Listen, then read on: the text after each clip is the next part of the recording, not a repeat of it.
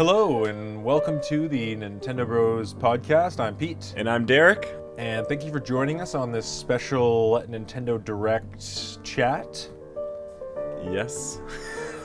Yes, thanks for joining us. So, just for new listeners out there, we're a podcast. We're actually real brothers. We have been Nintendo fans our whole life, and we talk about Nintendo games because we love them, and we follow the company.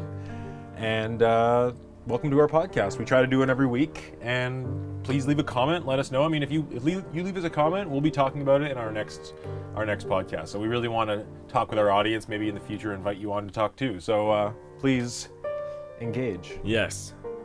Is that all you have to say? Yes. So, if you're watching this, you've probably already watched the Nintendo Direct September 13th, 2018 Fall Direct.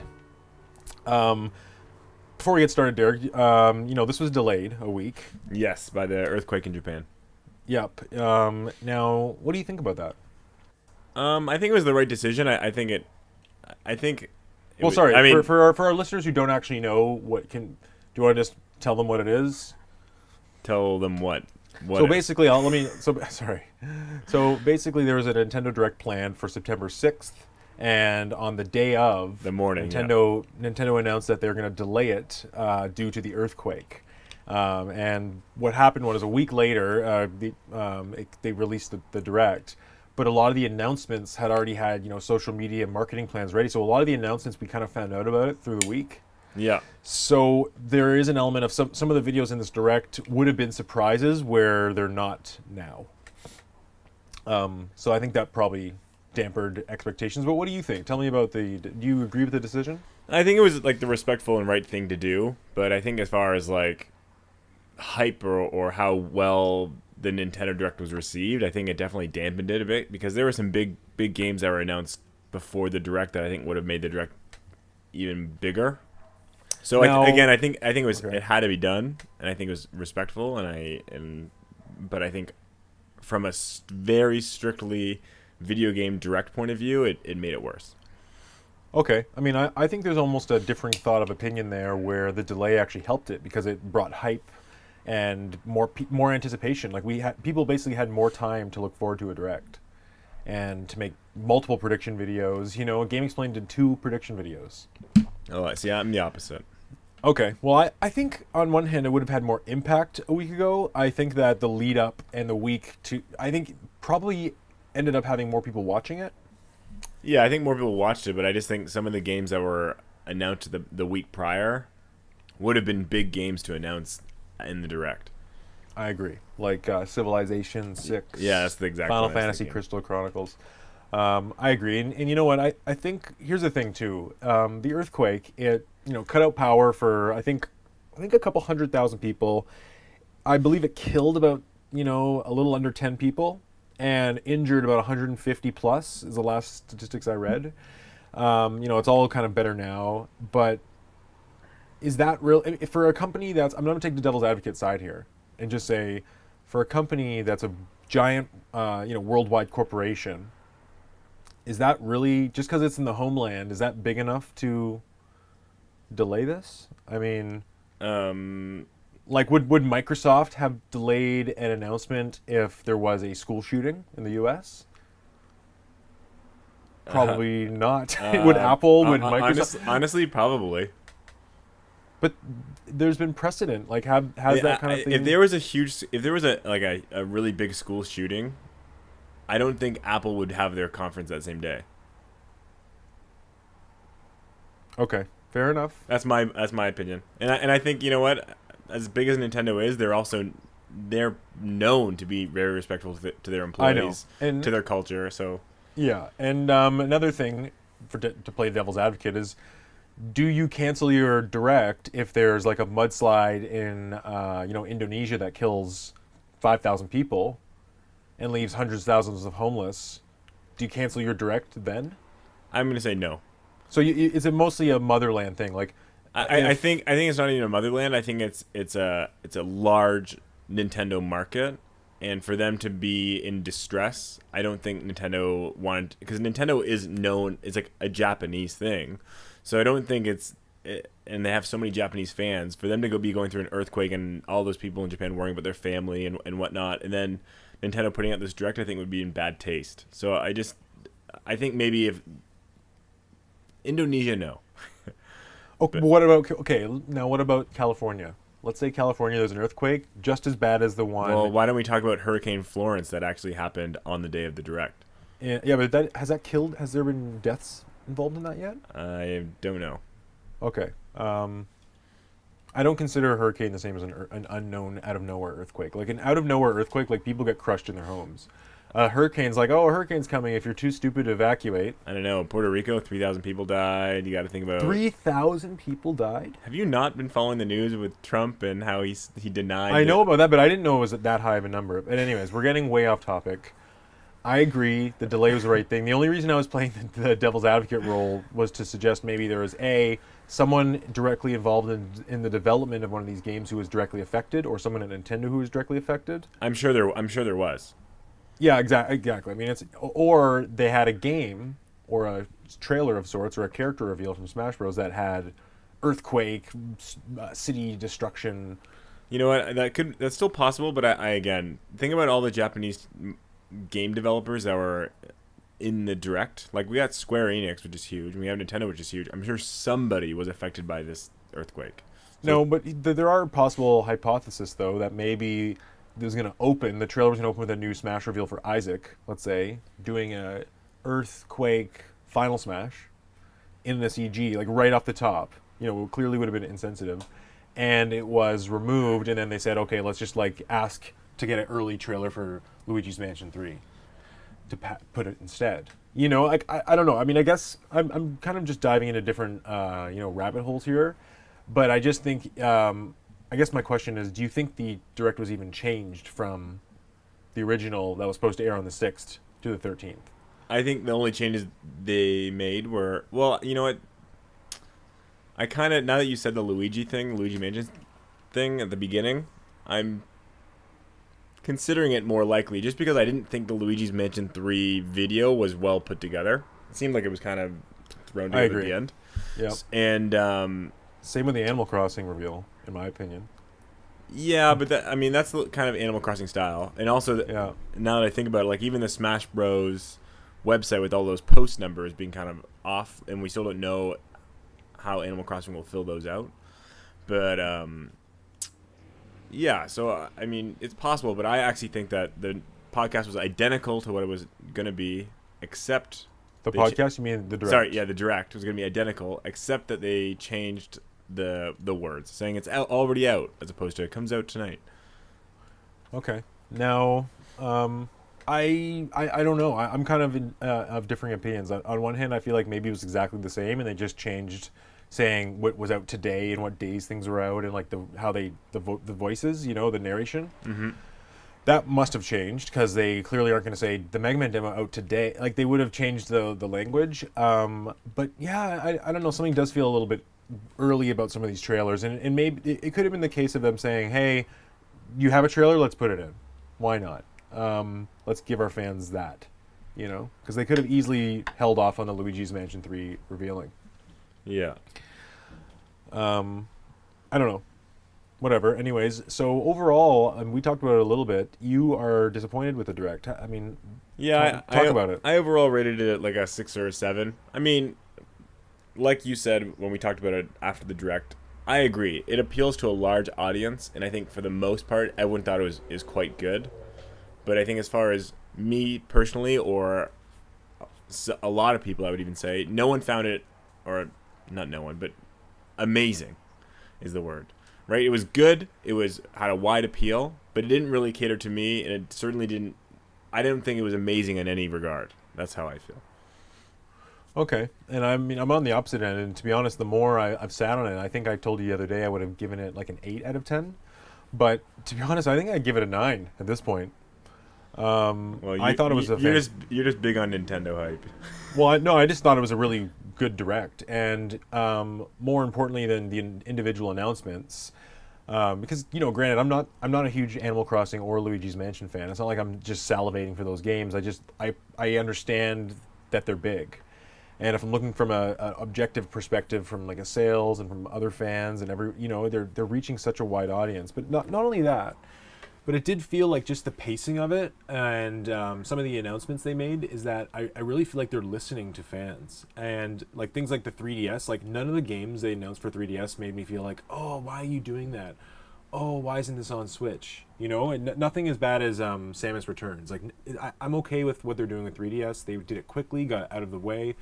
They did a really good balance of like dropping big announcements, first party announcements, and then like mixing in third party announcements, and then dropping a big first party announcement. It's like it was so well balanced. Started off with a brand new announcement, ended off with a brand new announcement.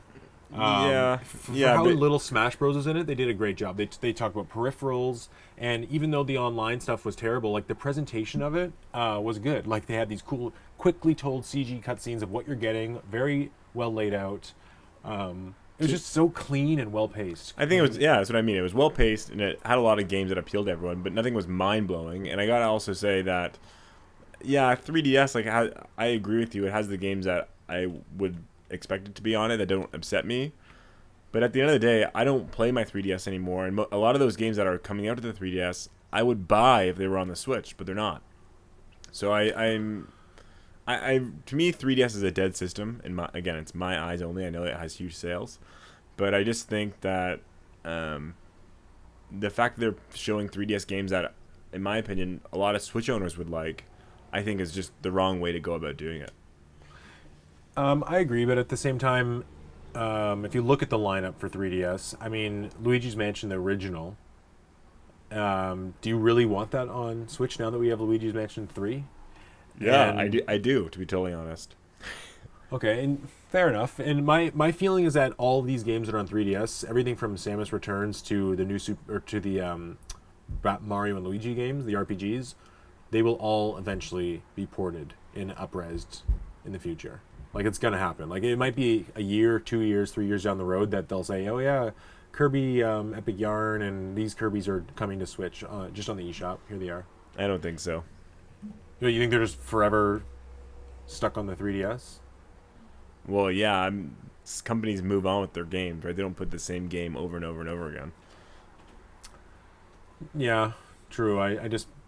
I feel like with Nintendo, they've seen the light of remastering. You know what I mean? I think eventually we'll get F-Zero GX remastered. Like, I think, I mean, honestly, at the end of the day, I think you're a little built into this like hype and belief of Nintendo doing these things when time and time again we've seen Nintendo not do those things. They never ever meet the fan dreams and hopes. So I don't ever. But they kind of are in a way. Like with Smash Bros, I feel like they are. They've announced Metroid Prime 4. They've announced Luigi's Mansion 3.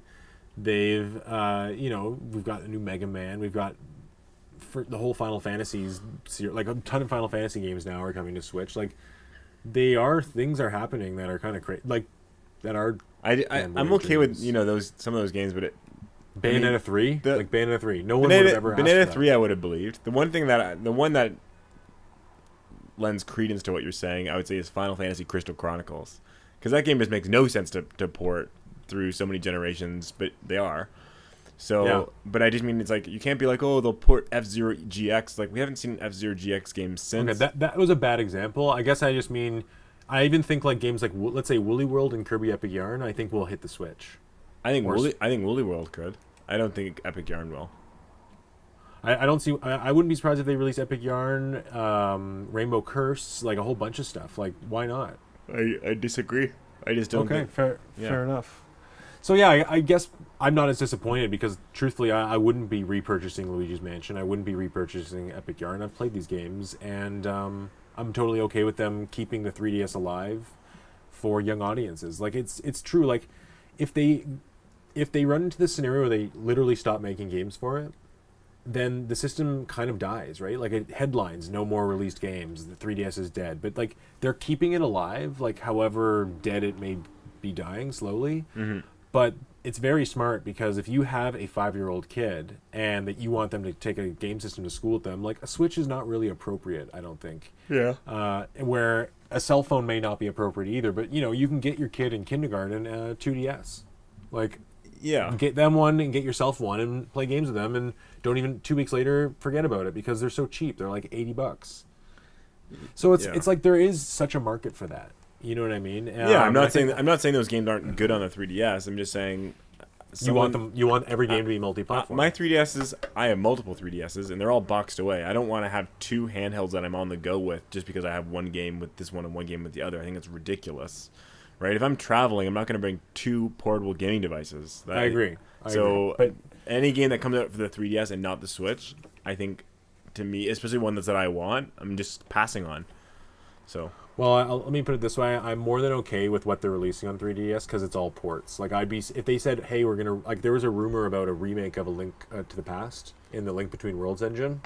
I don't think that'll ever happen on the 3DS. Neither, but there was a rumor. But if that had been announced, like I would have been so disappointed. Like I don't want games that make me feel like I need to pay 3DS. Like even Samus Returns, I'm kind of like, this is great, but it's just too late in the life cycle. Like I haven't even beaten it. I've played only about halfway, and it's a great game. But like you said, I don't bring it with me. I don't really want to turn it on. Yeah.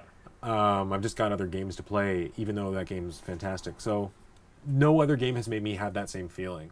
It's all been ports. I've already played Woolly Will, already played Epic Yarn, you know. Yeah. So, yeah. Okay, well, let's. I guess we can go through some of the games in the direct here. So yeah, we kind of covered Epic Yarn for the last 20 minutes. So let's talk about Luigi's Mansion. Are we doing one or three? 3 first, because it opened the whole thing. Or let's talk about the series. Whatever. What do you think? Talk to me. Again, I think 3 will be good, but I am underwhelmed by what they showed. I know they didn't necessarily just show any gameplay. They showed a quick trailer, like 15 seconds at most.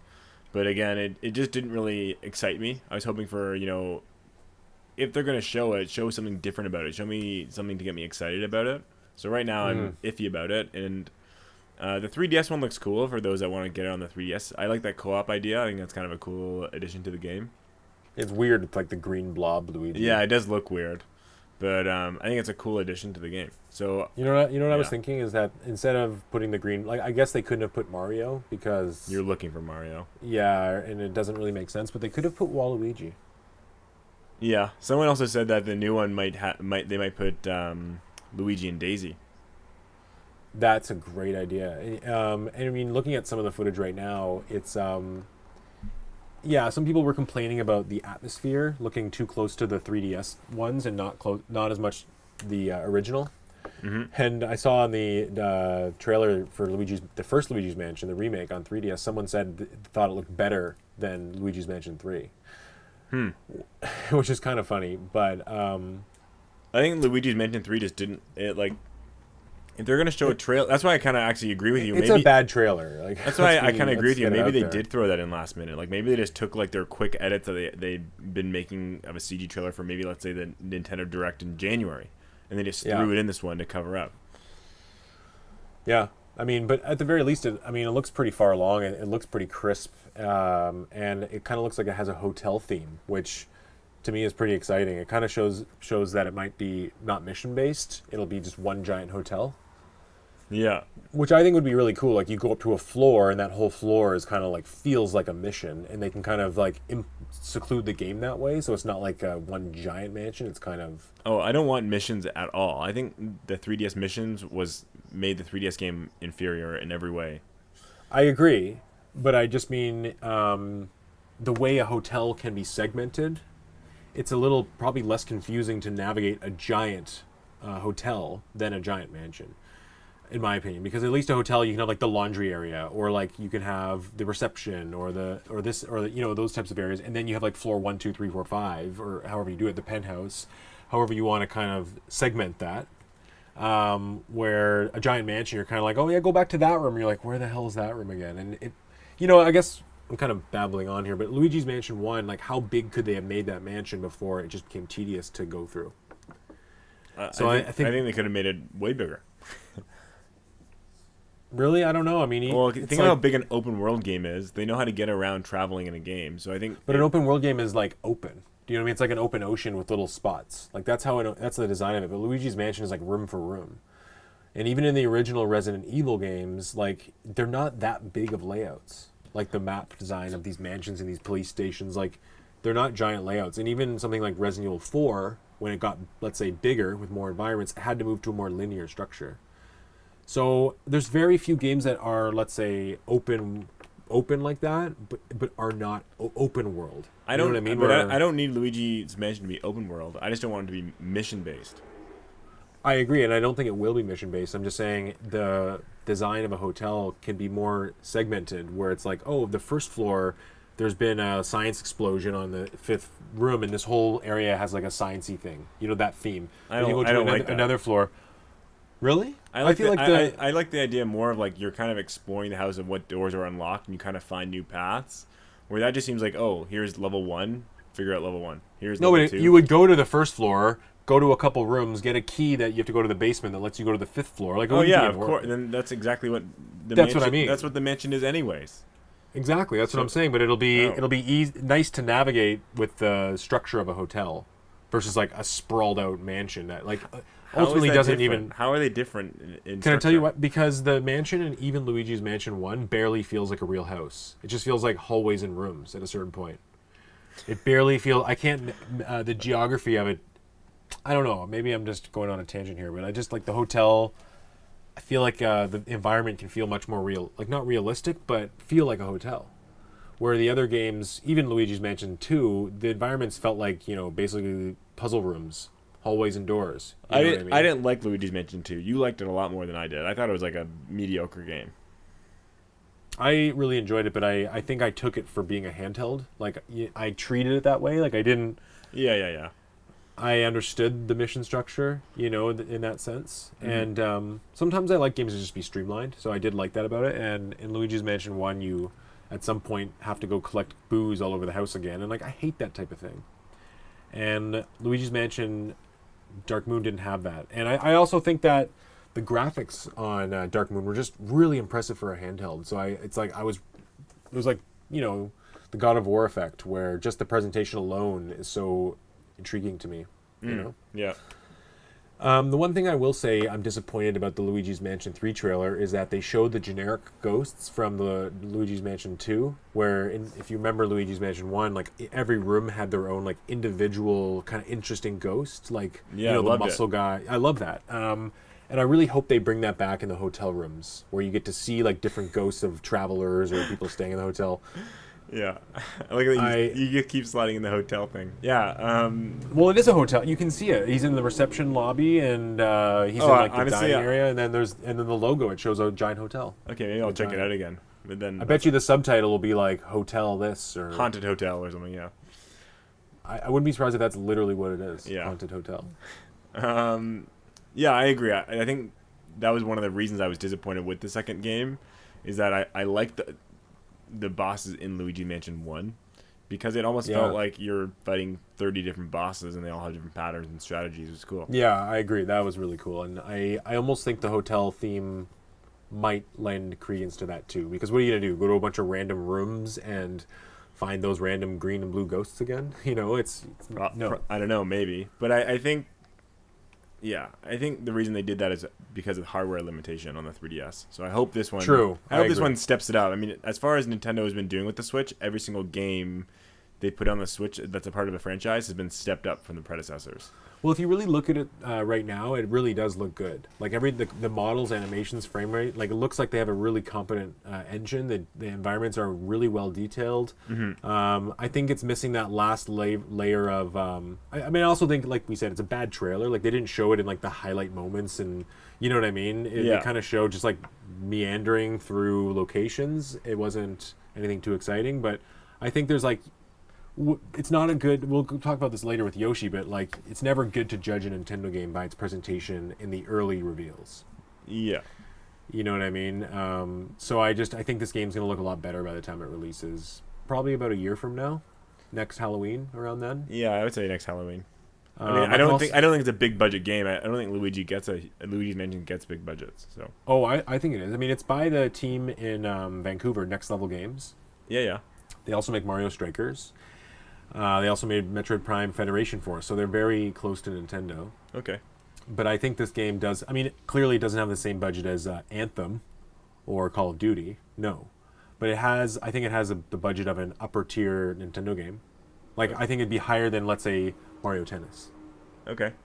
But I don't know enough about that kind of thing. But at the end of the day, I'm excited. Like as much as people have their grievances with Luigi's Mansion 1 or 2, I think the third there's still really good games, and I think the third's gonna be a good game. Like I think it'll be a great game, and I'm gonna get it for sure.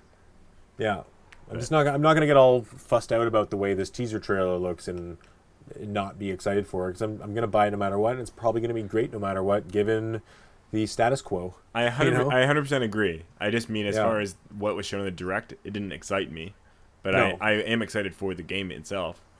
It was what I would call a bad reveal. Yeah. They could have made it a lot more exciting, and sometimes I think is it better to just show like a CG trailer that looks really awesome. Yeah. Show me like a CG trailer. I Oh mean, my God, you that looks always awesome. get both sides though. It's like some people say show me gameplay, some people say, that didn't excite me. So I don't know.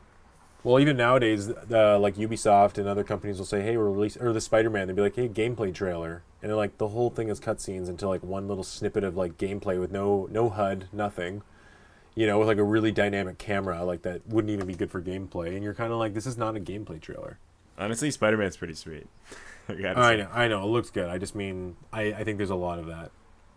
So, I actually appreciate the fact that Nintendo chooses to show gameplay. Yeah, me too. Okay, so yeah, Luigi's Mansion, that's a good announcement. And last thing I want to say about it is like I can see it slipping until 2020. Me too. Me too. I actually, just because of the trailer, I don't believe they're far along at all in the game. And just because of games like Fire Emblem and Yoshi just being delayed, and Nintendo's kind of like style of just quietly delaying something, by 6 months. Yeah. I think even the fact that it's almost like when they say 2019, what they're really saying is you'll hear more in 2019, and maybe we're aiming to get it out in fiscal 2019, which ends in March 2020, but no guarantees. Yeah. That's basically what they're saying. Yeah. I mean, I still remember seeing that trailer where they said Breath of the Wild was coming out in 2014. So.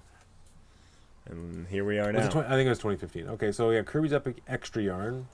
Cool. Bowser's Inside Story remake.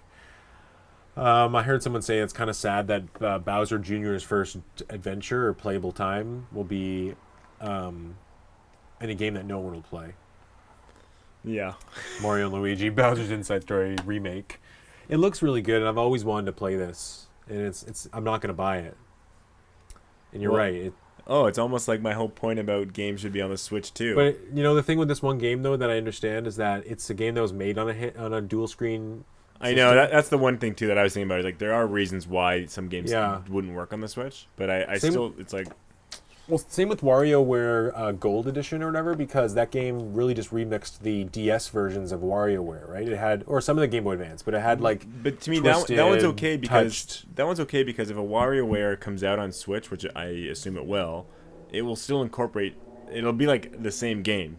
Do you know what I mean? No, I think if it came out on Switch, actually, they'd take more of the smooth moves approach of the Wii version.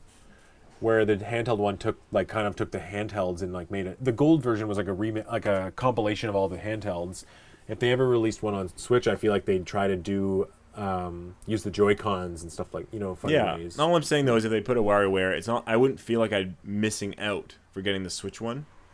Yeah, you know what I mean. Where if they make a new Mario and Luigi on the Switch, awesome. But I still didn't get to play Bowser's Inside Story. Yeah, but I mean, they really have to remap some of these DS games to work on Switch. I know, so that's it's possible. So here's a theory, right? And this was a cool idea, and Dave and I were actually talking about this. Is that they have these vertical stands now? I think there's one on Kickstarter, and you can basically you basically kind of hook your Switch into something, and then you can snap the Joy-Cons on the sides to hold it vertically. They have because there's a bunch of vertical games. I mean, that shooter we played, Ikaruga, can be vertical orientation as well. So a lot of shooters are. A couple of the old arcade games are. So there is this now vertical stand, and it would be cool if they let games like Mario and Luigi, like dedicated DS dual screen or 3DS games, and you could play them that way, where you hold the system sideways or vertically. You have your Joy-Con controls, like you have all the controls of a 3DS right there. And then you have a touchscreen. It just, you know what I mean? It shows the two screens on the Switch vertically, one on the top of the other. I mean, personally, I wouldn't do that, just because I think it's. I understand the appeal. I just wouldn't personally get those. Yeah, and it sounds like, hey, do you want this sleek little foldable 2DS system for $70, or do you want this like unwieldy Switch contraption with Joy Cons like halfway down the Exactly. Like, screen, am I gonna carry that around to play my one 3DS game or my one DS game? Now, what would be cool, just on an offshoot here, is if Nintendo's decided to release another DS system that was entirely digital, came preloaded with a X amount of games, and had a really up-resed screen. And certain games got like up-res treatment, right? It had obviously more power, and it would still be cheap, like 150, $180, and it would basically just be a little tiny, very small, like I wouldn't get it. No, I don't think I would at this point either, but I think there are directions they can go that way. I think they should focus on making the Switch the one console and successful. I agree, but I also think they might, let's say they make a Game Boy Classic, where it's a portable, and it's preloaded with like games from Game Boy Color, Game Boy Advance. Great. Whoa. They should make a Game Boy Color Classic. Or is it mini? Well, I think they would just call it Game Boy Classic, and they put games from all different handhelds. Like they put original Game Boy. Totally, 100% no. You think they'll do every single one? Game Boy Advance Classic. Game Boy Classic. Think of how much money each classic has made so far. You think they would ever just you're right. Let's put all 4 Game Boys on one? No, they're gonna make them different. Like they could make a Game Boy Classic with like 50 games on it and make it half the size of an iPhone. Exactly, yeah. Micro size. It'd be so popular, and just like make it backlit so it's easy to see the screen. It'd be huge. Mm-hmm. Huge. Anyways, let's get back to this direct. Yeah, I know. Luigi's Mansion DS. Okay, not gonna buy it. Yeah. Blaster. Yokai Watch Blasters. Not interested in that series really. I mean, I don't know. It's a big series in Japan, but yeah. I mean, I might look into Yokai Watch 4 when it comes to Switch if they really. I mean, there was a screenshot actually that leaked of it. I don't know if you saw that. Yeah, I did. And it looked amazing. So now the Splatoon announcement for version 4. I have no idea what that was even about. I have no idea what that was about. It I was like, okay, I couldn't tell I'm not as big into Splatoon as you are, but I was looking at it, I'm like, is this a new level? It doesn't tell me. Is this a new gun? I kind of picked out a few weapons, but it was like, it really was, I had no idea. And then like they show words, but they're all like the Splatoon hieroglyphic words, and I just thought it was like so weirdly done. I don't think those names mean anything, by the way. I thought they were like credits and they're going to like have a new single player mode or something really exciting, but I looked it up and I believe all it is one new level and new sub attacks, like there's new specials and sub attacks. Yeah, they showed those. There's a spray can and like a new bomb and stuff, yeah. Yeah, which looks cool, and the level that they're in looks cool, but it's not a big deal to me. It's kind of like, okay, you're already kind of releasing regular levels. Yeah, I don't know why they had to announce that as like a thing. Well, I think it was because of the specials, because they haven't had any new sub weapons or specials since like really close to launch. If I'm correct, I think they had one different sub special come out like shortly after launch, and then they haven't had any new ones since. Oh, see, I thought they did it because they were trying to reinvigorate people to get the online. Yeah, well, I think that's part of why they showed it. Yeah, absolutely. To be like, hey, version 4 is coming out, and everyone's like, oh, I want to play. Yeah, exactly. Yeah. But you know what? We'll get to the online stuff a little later. Yes. Going through the trailer here. Yeah. So then Mega Man. Did you play the demo? I didn't, but you know what? The game looks really good. But I'm just someone that has like almost gaming OCD, where I can't play a game in the franchise unless I played the games prior. So, really? So for me to play Mega Man 11, I don't know if I could do that because I really would want to play Mega Man 1 through 10. So I've dabbled with the old Mega Mans. I've never really gotten too far into them, and I beat Mega Man X. That's basically all the Mega Man experience I have. Yeah, it's just, you and I just didn't grow up with Mega Man. Yeah, I played a lot of Mega Man 64 though. That was a good game. But yeah, I played the demo. I was actually sold on buying this, and I probably would have day one bought it, but then the demo actually kind of made me not want to buy it. Oh, you didn't like it? I just felt it too hard, and the levels were so the level in the demo was kind of short, and the level design just didn't feel too interesting. Okay. It just didn't feel like they really did anything in the series except give it kind of a makeover. Yeah, a makeover. Like it's the same exact style as the old ones. the gameplay. There are differences. There are differences to the gameplay, but it's more like, hey, now we have a new upgrade mode or something like that. I can't remember what it's called. Hey, now we can switch to a different guy, and it's okay, but like, give me better levels. Give me. People are probably gonna get mad for me saying that because it's a. Yeah, it's tough because I think they want to appeal to the nostalgia factor and do what it's always been.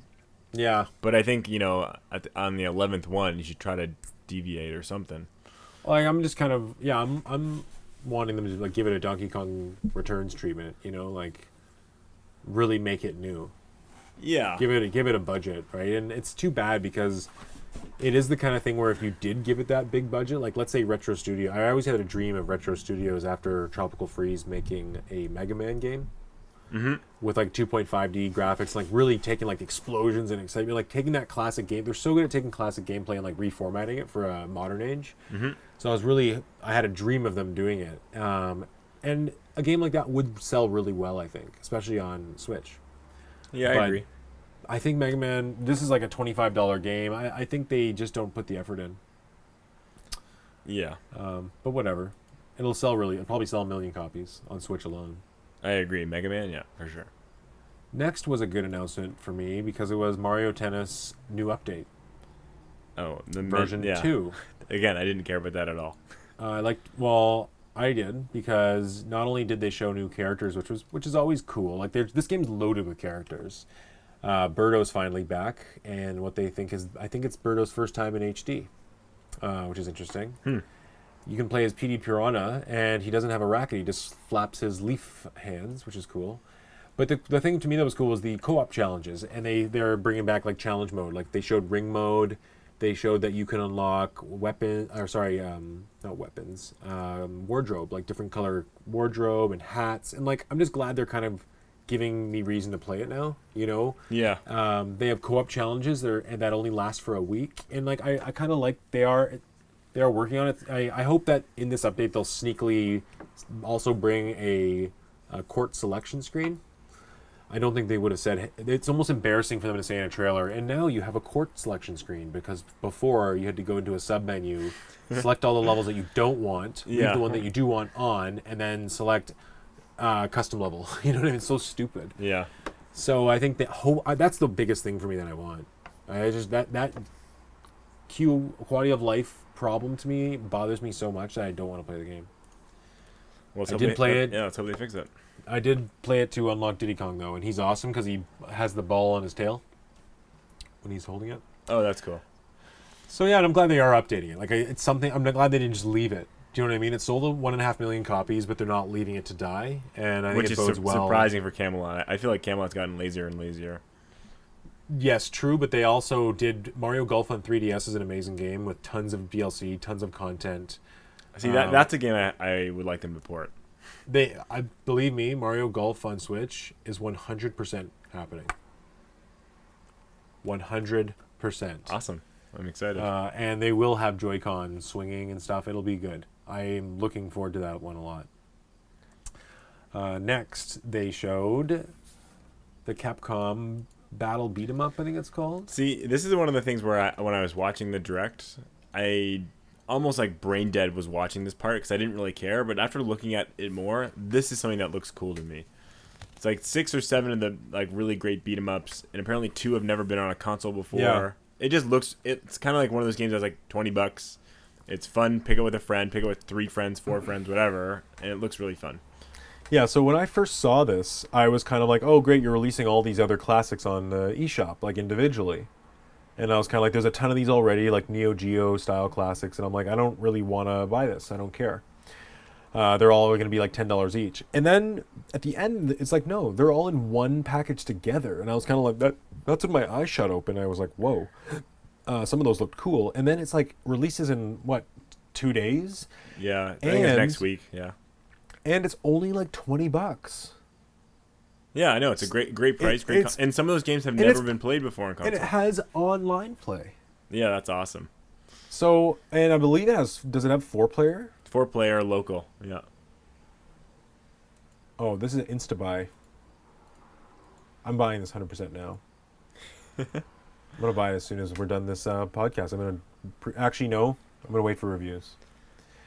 I don't want to Good. do. I don't want to pull a bad north on you. Yeah, well, you're literally doing exactly what you said you weren't gonna do. It's like, oh, I'll wait for. I'm not gonna buy any more games till Smash Bros. And it's like you get sucked in so quickly. Yeah, but it's only $20. Yeah, but So there's, it's like, there's do I want to buy Spider-Man or do I want to buy that plus there's 4 other so indies? many good indie games. One, you haven't finished, and two, Oh, by the way, so, I mean, I know. Sorry, listeners, we said we talk about just the direct, but I am almost beaten Hollow Knight. I've been playing a lot. yeah, beating the you can beat the first version of like the first ending of Hollow Knight in 5 hours. Yeah, but you know what I realized? I already did a lot of the DLC, and I already did most of the side things. Like Jeff was at my place, and he was looking at my game. He's beaten it. He's 100%ed it. He's kind of like you, right? And he looked at it, and he's like, "Wow, you already have that. You already have that." And I showed Dave too, and Dave was like, "Oh, you already have this. You already have this." He's like, "You're pretty close." Well, we'll So see. I just beat the. Yeah, okay. Well, I'm gonna do it. I hope you play do games at your pace. No, but I just hope you do the secret stuff too, because the after the first ending stuff, because that's the best stuff. Well, right now I have so many upgrades, and I'm just kind of actually going through every single place again. Like I'm kind of like re-looping the world now that it's changed with the harder enemies. You should beat the game first and then do that. To be totally honest. Oh, really? Yeah, because there's some stuff that I think there's a whole section that's closed off only until you beat the game. Okay. And you know what I do now for bosses? There's charms that let you have a protective shield while you're healing and release poison gas while you're healing. So you can always get a heal in. You know what I mean? Yeah. It's great. It's Yeah. great. That's what I've been doing. Anyways, back to the direct. Yes. Next was a long rumored game, long talked about game that we actually both predicted. New Super Mario Bros. U gets the deluxe treatment. Yeah, I mean, it was heavily rumored. It wasn't a surprise. I mean, it was a surprise, but it wasn't like the biggest surprise because it was rumored by a lot of people. I'm gonna pick it up. I want to play the Luigi U, which I never got. Oh, really? Yeah. It's great, by the way. Because I'm not sure how I got it, but I have the Wii U New Super Mario Bros. As a download code. I don't know how I got that, but I can't remember. But it didn't come with Luigi U, so I want to play that, and it's like one of those pick up fun games. So yeah, Yeah, that's how I feel. it's like playing it portably is something I'd like to do. So I did play New Super Mario Bros. U and Luigi U, and I think I 100%ed them and did all the challenges and stuff. So I'm a little feeling I don't want to play this, and it also kind of has bad memories for me of a time where it was the only thing to play on Wii U for months.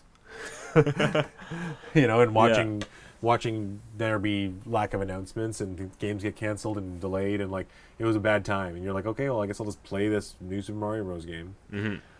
But as a handheld game and a co-op game, it's really fun. It's really great. I guess this announcement is basically exactly par of what I expected. It's not less than I expected. It's not like they're trying to sell Luigi U separately and they have a couple little extras. But at the same time, they're not adding online. They're not adding a new world. They're not doing anything that's Yeah, I agree. above par, let's Yeah. say, for a remaster. So that's an actually interesting way to consider remasters, a par, below, or above. Yeah, This par. hits par.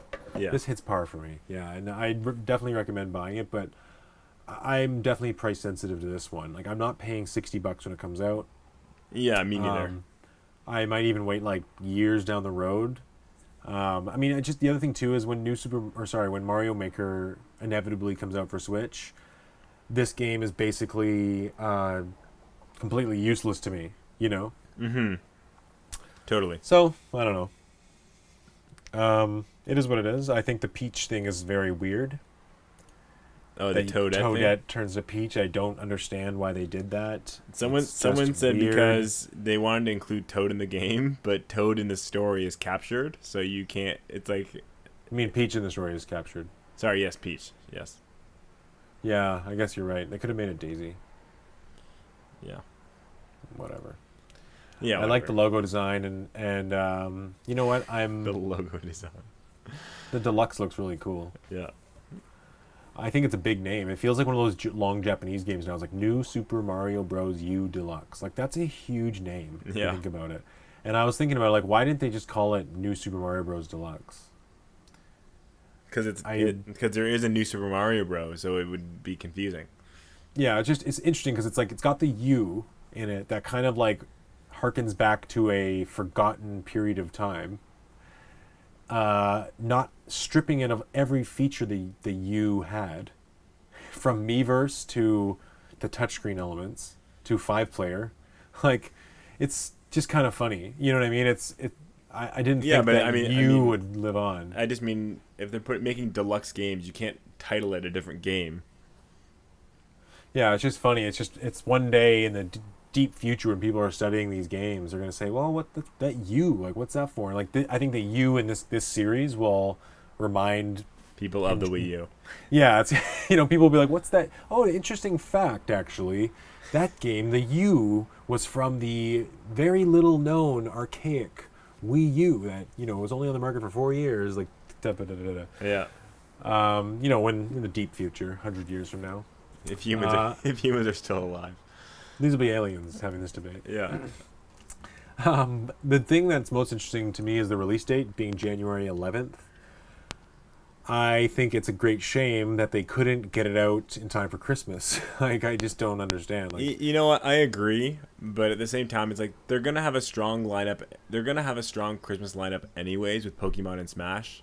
That it kind of pads out. I'm worried they're not gonna have anything from February, March, and April until like May when Fire Emblem or Yoshi come out. So I think it's kind of. I think what's the difference ultimately if New Super Mario Bros. Coming out in December or January? Like, what? at What least does that at least they difference can, mean? because then you know what at PR they can say Yeah, you're right. we've already had great games come out this year in 2019 starting with Mario Bros. Right? I agree, but at the same time, it's it's an awkward season to be like, oh, January 1st to 10th. Like, oh, you just have to be in the hype cycle at that time. Like, you don't. You'd rather be saying, look how amazing our Christmas was because we had 3 games that sold so many millions of copies. You know what I mean? Like, I think Yeah, but it's not like it's coming out in February. But it in could February, I'd understand your argument, not January 10th. But it could also be them trying to keep up with their Switch sales, and they know that they're going to sell out of Switch anyways in December and November. That they're saying, well, there's no point in putting an extra game when this game could continue the longevity of boosted Switch sales into January. Yeah, I mean, I don't know. I don't know if the Switch will sell quite as well as they think. Oh, I think it'll sell out completely in November and December. Really? Yes. When you launch Pokemon Go, that's related to the mobile game. That mobile game is still huge. That system is going to sell like crazy when you're having the Christmas craze, and then you have Smash Bros. With every character returning. Switch. You will not be able to find a Nintendo Switch from the day Pokemon comes out until January. I guess you're right because it's like Pokemon Go and then a week later Smash Bros. Oh, it's like, is it a week later? I thought it was like 2 It's or 2 3. weeks. Yeah. 2 weeks because it's December. What is it? Oh no, it's 16th is for Pokemon and the 7th is for. It's 3 weeks, I guess. Yeah. Yeah. There's going to be disgusting sales. Just watch. Here's the thing with New Super Mario Bros. Like, I get it. I get what you're saying. It's an evergreen title, anyways. Like, it'll sell over time, but I firmly believe that it's missing out on like a early jump start of literally like 1.5 million or plus sales.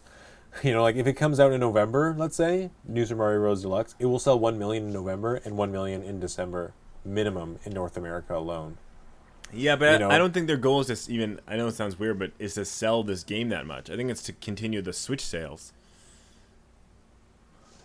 I guess I don't know. Yeah, I mean it's an awkward thing because if it wasn't a remaster, you sure as hell bet they wouldn't release this type of game in January. It'd be before Christmas, But it's because it's a remaster, they're sneaking it in there. But I mean, this game did not take that much effort to port over. I just mean you just got to think like it's the perfect game for family holidays. It's like let's say I buy my little son Timmy a Switch. I don't know if Smash Bros will be right for him. Maybe I'll get Pokemon Go and New Super Mario Bros. It's not like their holiday is so overly flooded. You know what I mean? It's not like, oh my god, there's just so many games. I think it is, but see, that's where we differ. I think it is flooded, just because those two games are monumentally big. Yeah, but there's PS4 has Spider-Man and Red Dead Redemption 2. and Assassin's Creed, and Call of Duty, and Battlefield 5. No, 1, Spider-Man's already out, and 2, all those games are multi-platform. I agree, PS4 is going to sell very well, but those are made by companies that their interest is selling their game. Where Nintendo, and again, those two games on Nintendo are going to be bigger selling than a lot of those games you just said. Maybe not Call of Duty, but it will sell better than most of those other games. Of course. Smash Bros. Will sell, I think, close to 20 million lifetime. Yeah, I mean, I think more like 15, but yeah. I agree. I think it'll be between, like, there was a poll, I said 15 to 20. I just think the number one thing I think people are sleeping on is how big Pokemon Let's Go is going to be. See, now this is where we disagree, because I think it'll actually disappoint. Oh my gosh, no way. I think it'll still sell really well, but it will still disappoint based on people's expectations. People are expecting this to sell as well as a core Pokemon game. I do not think it will. I think it'll sell better than a core Pokemon game. That's, to me, that's blasphemy, because no one I know that plays Pokemon Go, and I know a couple people who still play the mobile game regularly, there is no way in hell they're going to go out and pay $300 to buy a Switch. They like it because it's on their phone and they can walk around to the pizza shop and catch a Pokemon on their smartphone while they're chatting with their friend. Okay, well, that is the market. See. We'll see. No, I agree. My prediction is that it's going to sell maybe 5 million copies lifetime, which is still good, amazing for a Pokemon spin-off. It'll easily break 10. Well, let's wait. I mean, let's wait, because you know what? The other thing too to keep in mind is that if they are able to release the next Pokemon next year, it's going to clip the wings of this one so bad. Yeah, but there's a new Pokemon game every year. But not in the same sense, though. It's not like Pokemon Let's Go will come out this year, but if we see a trailer, let's say in February or March for the new Pokemon, and that's what they normally do, right? They show it off early in the year if it's coming out at the end of the year for their mainline Pokemons. Yeah. That's what they've done. So if the moment we see the new Pokemon, I don't think people are going to want to buy Let's Go. Oh, I think that's the opposite too. I think people use often when one Pokemon game gets announced, the Pokemon sales of the past games get boosted. Yeah, Pokemon has some crazy weird sales precedent. I don't know. I don't think that Let's Go Pokemon Eevee, Let's Go Pikachu, however you say it, is going to sell more than 10 million. Okay, well, let's just wait and see. I mean, we could argue this for days. Yeah, true. And I guess you're right. I think that the decision. I mean, I guess the reason I want to discuss this is because they clearly could have released this before Christmas. Like it was probably something that was suggested at the Nintendo headquarters table, and they made the conscious decision to bring it after the New Year. So maybe they're like what the decision there. I think you're saying is to leave room for Pokemon and Smash Bros, but it might also be to leave room for some of the third parties as well. True. Like I think they want to sell Starlink, and they want Civilization and Diablo 3 and Katamari.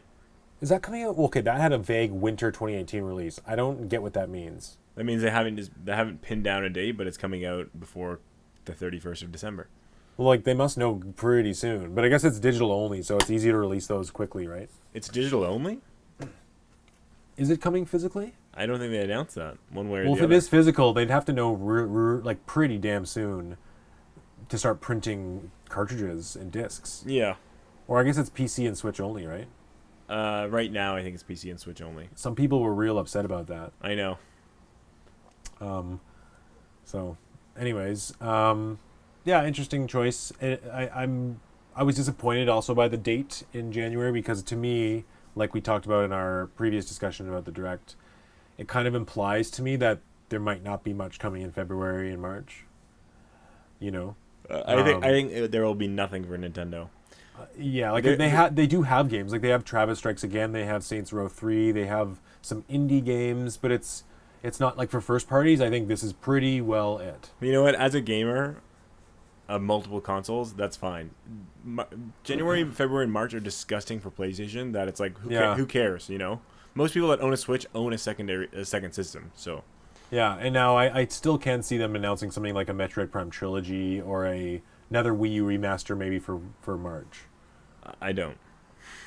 Okay, I can definitely see them coming at the Game Awards and announcing Metroid Prime 4 trailer and also announcing Metroid Prime trilogy for March. That's a good point. Now that I think about it, the next Direct won't be January. There'll be something shown in the Game Awards. I believe that. I agree.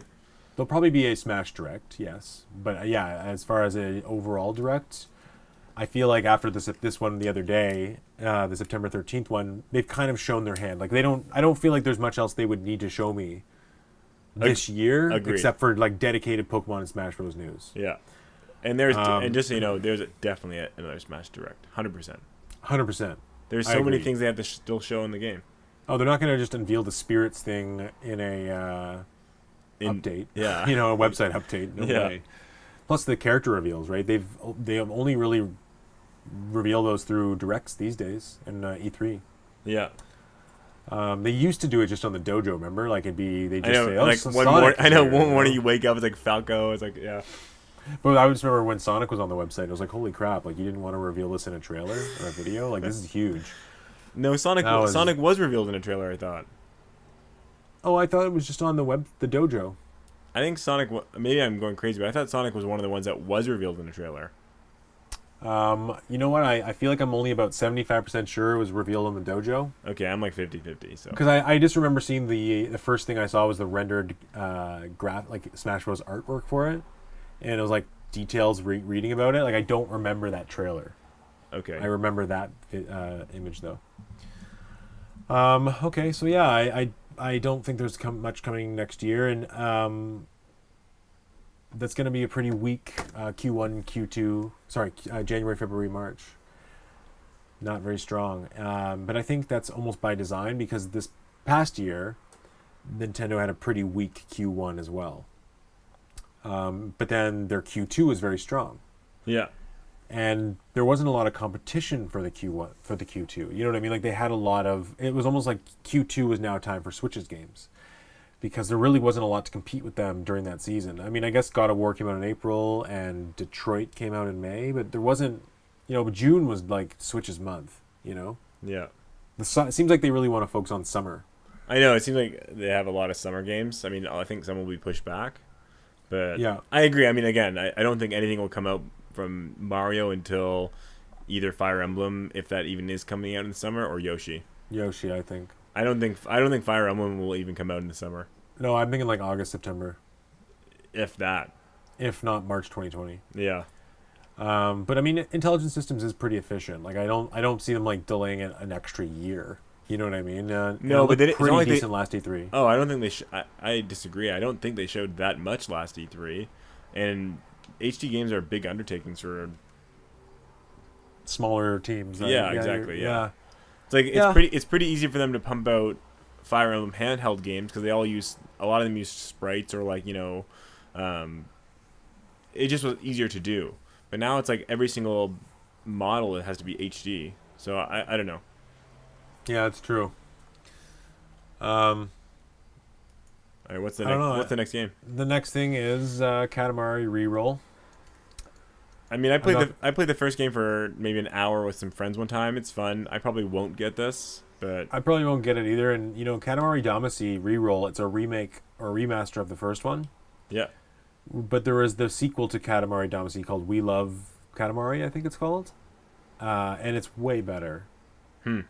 Like, it's so much better that it's almost like I'd almost, at this point, rather just wait for that if they do that. I'm actually surprised they chose this one to remake. Yeah. You know? I don't know enough about that franchise. The weird thing, too, to me is that they showed this and from Namco, but they didn't mention, what's it called? What's the one? Dark Souls. Well, I think that's coming out in October anyway, so I think it's kind of like a done deal. I know, but you'd think they'd just have one more trailer for it. I mean, they showed NBA 2K. Yeah, I mean, I think kind of the delay for Dark Souls on Switch kind of left it with a bad taste in people's mouth. So I don't know if they want. I just wonder if that's by design, right? Yeah. Apparently that remaster is terrible, by the way. So I don't know. The Dark Souls one? For the PS4, it's apparently just garbage. Oh, really? I haven't heard much about it. It must be. It's 60 frames though, isn't it? I don't know. I just heard it was really janky and had all these problems. Interesting. Yeah. Well, I'm not probably going to buy it anyways, unless it's cheap down the line. Which it will be.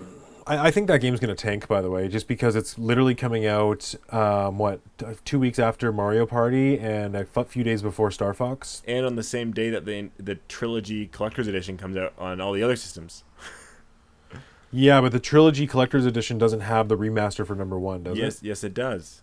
Okay, but the Collector's Edition, just so you know, is also way higher priced. No, it's not. This is $80. 80 versus 60. For 3 50. games. For 3 games instead of 1. Yeah, true. I feel like Switch kind of exists in a vacuum, right? Where if people Yeah, want it on handheld, they're gonna buy it no matter I what. agree, but I'm just saying that will still cannibalize some sales. I can actually see it doing well on Switch. I can see it doing pretty well. I just said it was gonna bomb, but I think over time it might do decently, like do better than it did on PS4 and Xbox One for sure. Yeah. But it's just coming at a really bad time of the year. Like if it had come out in May, it would have done really well, I think. And I think that its lunch is going to get eaten by other games. Yeah, I agree. The next 6 months or so are going to be rough for any non-huge title. You know what I mean? Yeah, basically. Yeah. I mean, even something like Valkyrie Chronicle that just came out. Yeah, 9.0 or 90 on Metacritic, and I don't think it's going to sell very well. I think it's like 84. Oh, it went down? I think I saw it was 90. Oh. No, sorry, you're right. I was thinking of a different game. Yeah, but who knows? We'll see. Some games have a weird way of selling really well on Switch, and there's also, Dragon Ball Fighter Z comes out in a couple weeks. And then, really and then is, Diablo 3 and Pokemon. It's like they're huge games on every system. That's just the Switch. Yeah. And you got to think about it too. Like with the Switch, it's mostly exclusives. Yeah. That are the big ones, right? Yeah. Okay, let's moving on here. The online section. Now, before we get into this, we should have a whole nother discussion on their online. I think we should almost just skip it and talk about it another time. Yeah, I agree. I mean, I think it was interesting though within the context of the Direct that they wedged it right in kind of the middle. I think I don't know if that was to hide it or what, but it seemed weird to me that they showed games that had online modes before they had shown. You know what I mean? Oh, see, I disagree. I think it was the first half was to entice people to get it. It's like, oh yeah, online. It's like, oh, I gotta buy it, so I gotta do it. And the second half was just saying, well, we can't end on the online. We gotta end with some heavy hitters. That's how I felt. I guess so, but they didn't really focus on online games, but that much before. They just had a couple of them. Like New Super Mario Bros has no online. Katamari has no online, and then they do Mario Tennis and Splatoon. Yeah, true. And then what's it called? The Capcom Brawler. What's it called? Beat 'em up Brawler. Beat 'em up brawler or something. Yeah, Beat 'em up bundle. I'm so buying that. Yeah. So it's pretty disappointing in the online. The only thing I want to say is that the controllers being $60 is ridiculous. I'm never gonna buy that. And the NES, what's it called? NES Classic mode. What is it? The NES subscription thing. I actually think that looks cool. It's okay. I mean, it's kind of like it makes my NES obsolete. Oh, I don't have an NES, but it kind of makes people's NES obsolete. Yeah, totally. Like I'm glad I didn't buy an NES Classic, and it's just something that's very easy to just be like, when you just that feeling you're hanging out with somebody, like, hey, let's throw some Netflix on. Like, how nice would it be to, hey, let's play some Switch. You want to play some 2-player? Sure. Like let's just go to this Netflix style part. And see what's there, yeah. And you choose something, and they're actually updating it. So they start off with 20, but they have 5 more games coming next month and the month after, and they're free. Yeah. And here's my theory about it, is that they will upgrade this with Super Nintendo and N64, but those will cost more than $20 a year. So it's like, oh, you want to pay $35 a year? Then you can get Super Nintendo and N64. You know what I mean? Like they'll be, I think that's the angle they'll go. Where that makes sense. You're not thinking of the money as just like, oh, I'm paying for my online pass. No, it's like you're paying for like a deluxe subscription. Yeah, and here's the other thing. Let's talk about the cloud for a second, because there's a lot of controversy about the. So we are going to talk about the internet.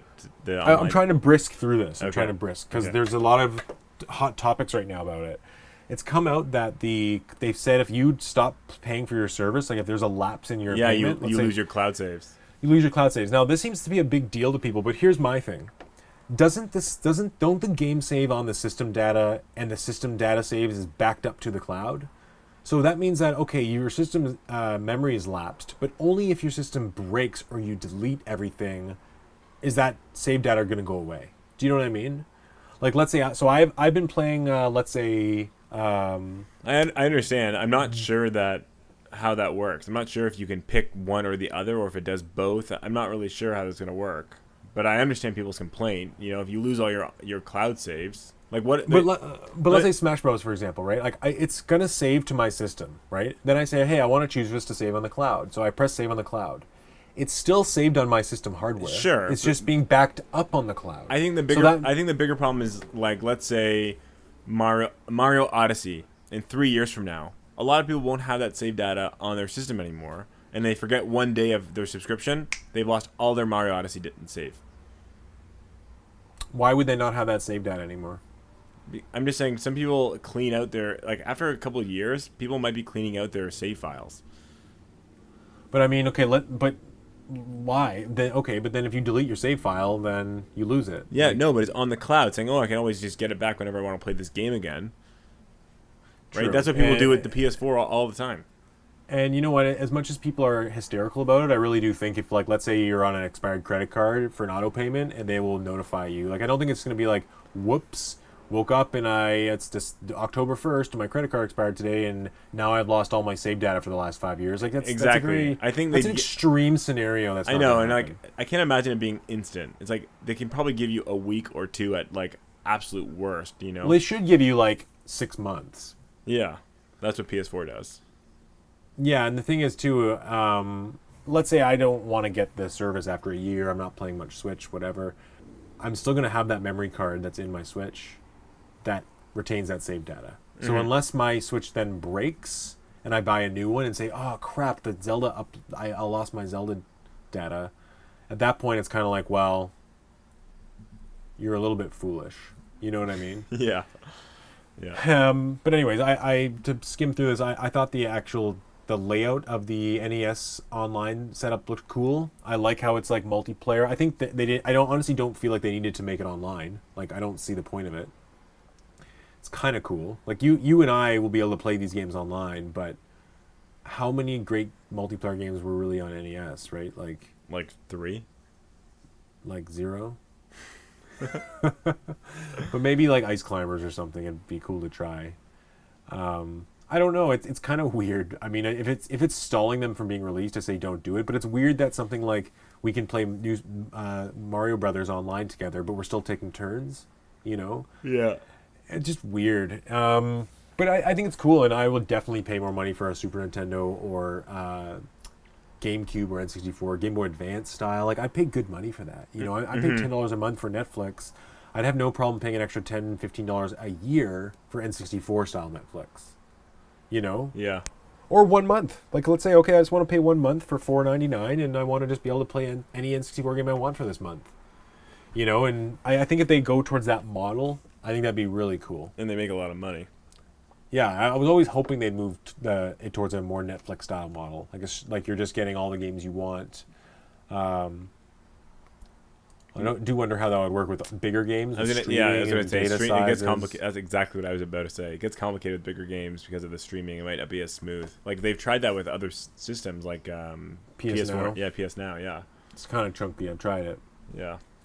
But I think that they could have, let's say, like Super Nintendo, and I mean the max that would get is what, 4 gigabytes. You know, like the Super Nintendo Classic, which I have loaded hundreds of games on right now, has 512 megabytes, and you can put so many games on. Yeah. So at least for Super Nintendo and regular Nintendo, it's fine. I think even N64, like the max N64 is like 10 gigabytes, right? Like, that's Yeah. the biggest it would be. And you look at a game like NBA 2K, and you're downloading 25 gigabytes, like, for the game, plus a 5 gigabyte save file. So when you think about the classic systems on N64, it's not that crazy to think that, yeah, I pay for this N64 on Netflix style, and I have an extra 10 gigabytes of games just sitting there, Yeah. you know? I think it's possible. But anyways, let's move on. Okay. Next, they showed Pokemon Let's Go, and this part I just blanked out entirely. I think you can cut trees now, is what they showed. You have they showed Pokemon special abilities. Mm-hmm. The Pokemon thing just didn't interest me. It's like, yeah, and then it's they, like, they okay, also more had the Pokemon. bundle. They had the bundle, so Yeah. whatever. I think the Pokeball's still really cool, but not for me. Yeah. Next was Diablo 3. You're excited for this? Yeah, me too. I'm excited. I might wait for it to get cheaper, but I'm down to triple dip on this game. I'm definitely going to buy this probably next year. Like, this sounds like the perfect game to buy maybe February, March. Yeah, during that lag period, I totally still think agree. it'll be still full price then, though. Oh, I Yeah. actually disagree. You think they'll drop the price that soon, from November to March? Yes.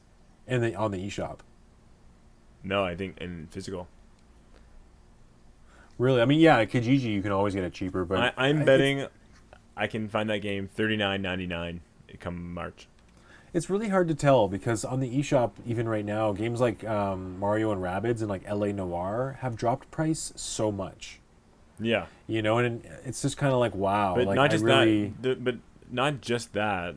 I'm thinking, one, this game has been out for years. Two, it looks like Diablo 4 is going to be announced at BlizzCon this year, or it looks heavily rumored. It's like this game will become the bargain bin thing. Like, think about how cheap Diablo 3 came, or Diablo 3 was when it was ported over from PS3 to PS4. You could buy it for like $5 on the PS3. So, yeah, I do think for this game though, just because it's kind of had like a Nintendo push in the directs, Yeah. it's a new audience. It's got the Zelda content. Clearly, it's been designed specifically for the Switch. I think they will try to hold on to that full price for maybe a little longer. Yeah, Like, I mean, definitely through Christmas. Blizzard is smart and they like their money, so I think if they know, their money. I just mean if they know their sales are doing well, they won't drop the price. Like exactly. Yeah, but I think they'd be smart to drop the price next year after the holiday. I agree. I'm actually excited for BlizzCon because there's a rumor of Diablo 2 HD remake too, and that'd be sweet if that came to the Switch. I think. Oh yeah, Yeah.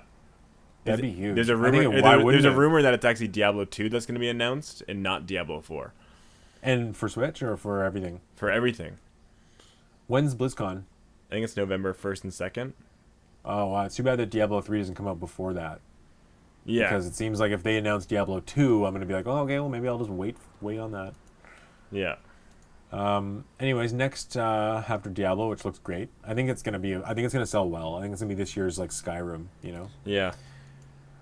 Let's move on though. Mario Party next they showed, and to be honest, I think it looks great. I think I it think looks, it looks really fun. I still have it ordered. I don't know if I'm going to keep the order, but it looks fun. You know what? It has some of the best graphics and animation I've seen. And some of the games look really fun. Yeah, and also it's got the board games again. It's the classic style. It looks fun. I think it's gonna do well. I think it's gonna actually be like one of the best reviewing Mario parties in multiple decades. I'm just worried that at the end of the I agree. I'm just worried at the end of the day that I'm going to buy it and then have no one to play with, and I'm going to never play it. They have a single player mode. I know. I'm just I know. It's like mini games. Basically, just a board by yourself with mini games. It looks like. Yeah. There is this one game in this though. It looks like where you're all trying to rush the camera and get on the picture. Take a picture. Yeah. That looks so fun. It reminds me of a game for Wii Party U, one of the mini games. Mm. But anyways, October 5th. That's like really soon. That's like 2 weeks away. And I have this bad feeling that the day it comes out, I'm just gonna buy it. And I tell myself I gotta try to control myself because if I can go the first few days, then I'm over it. You know what I mean? Like I wanted to buy the Messenger so bad the first few days. I was like waiting, and then now I don't care anymore. Yeah. I mean, the Messengers. I have it. It's a good game, but you can. It's not like. To me, the must-have indie games are Hollow Knight and Celeste, which you have. Yeah, but I mean, as far as Mario Party goes, if I did buy it, it'd be that time that I was like hanging out with a friend. And they said, "Hey, let's play Mario Party." I say, "Okay, let's buy it now." Yeah. I'm not gonna buy it in anticipation for that time. I'll buy it during that time because I don't know. It's tough. Like it's one of those things I kind of just want to have on my Switch. I know that sounds bad. It's so I don't know. I have friends that I can, like that would play games like that. Do you know what I mean? But Mario Kart is a little too challenging and like. And it's also nice, like when I come home and visit, like we have family that would play it.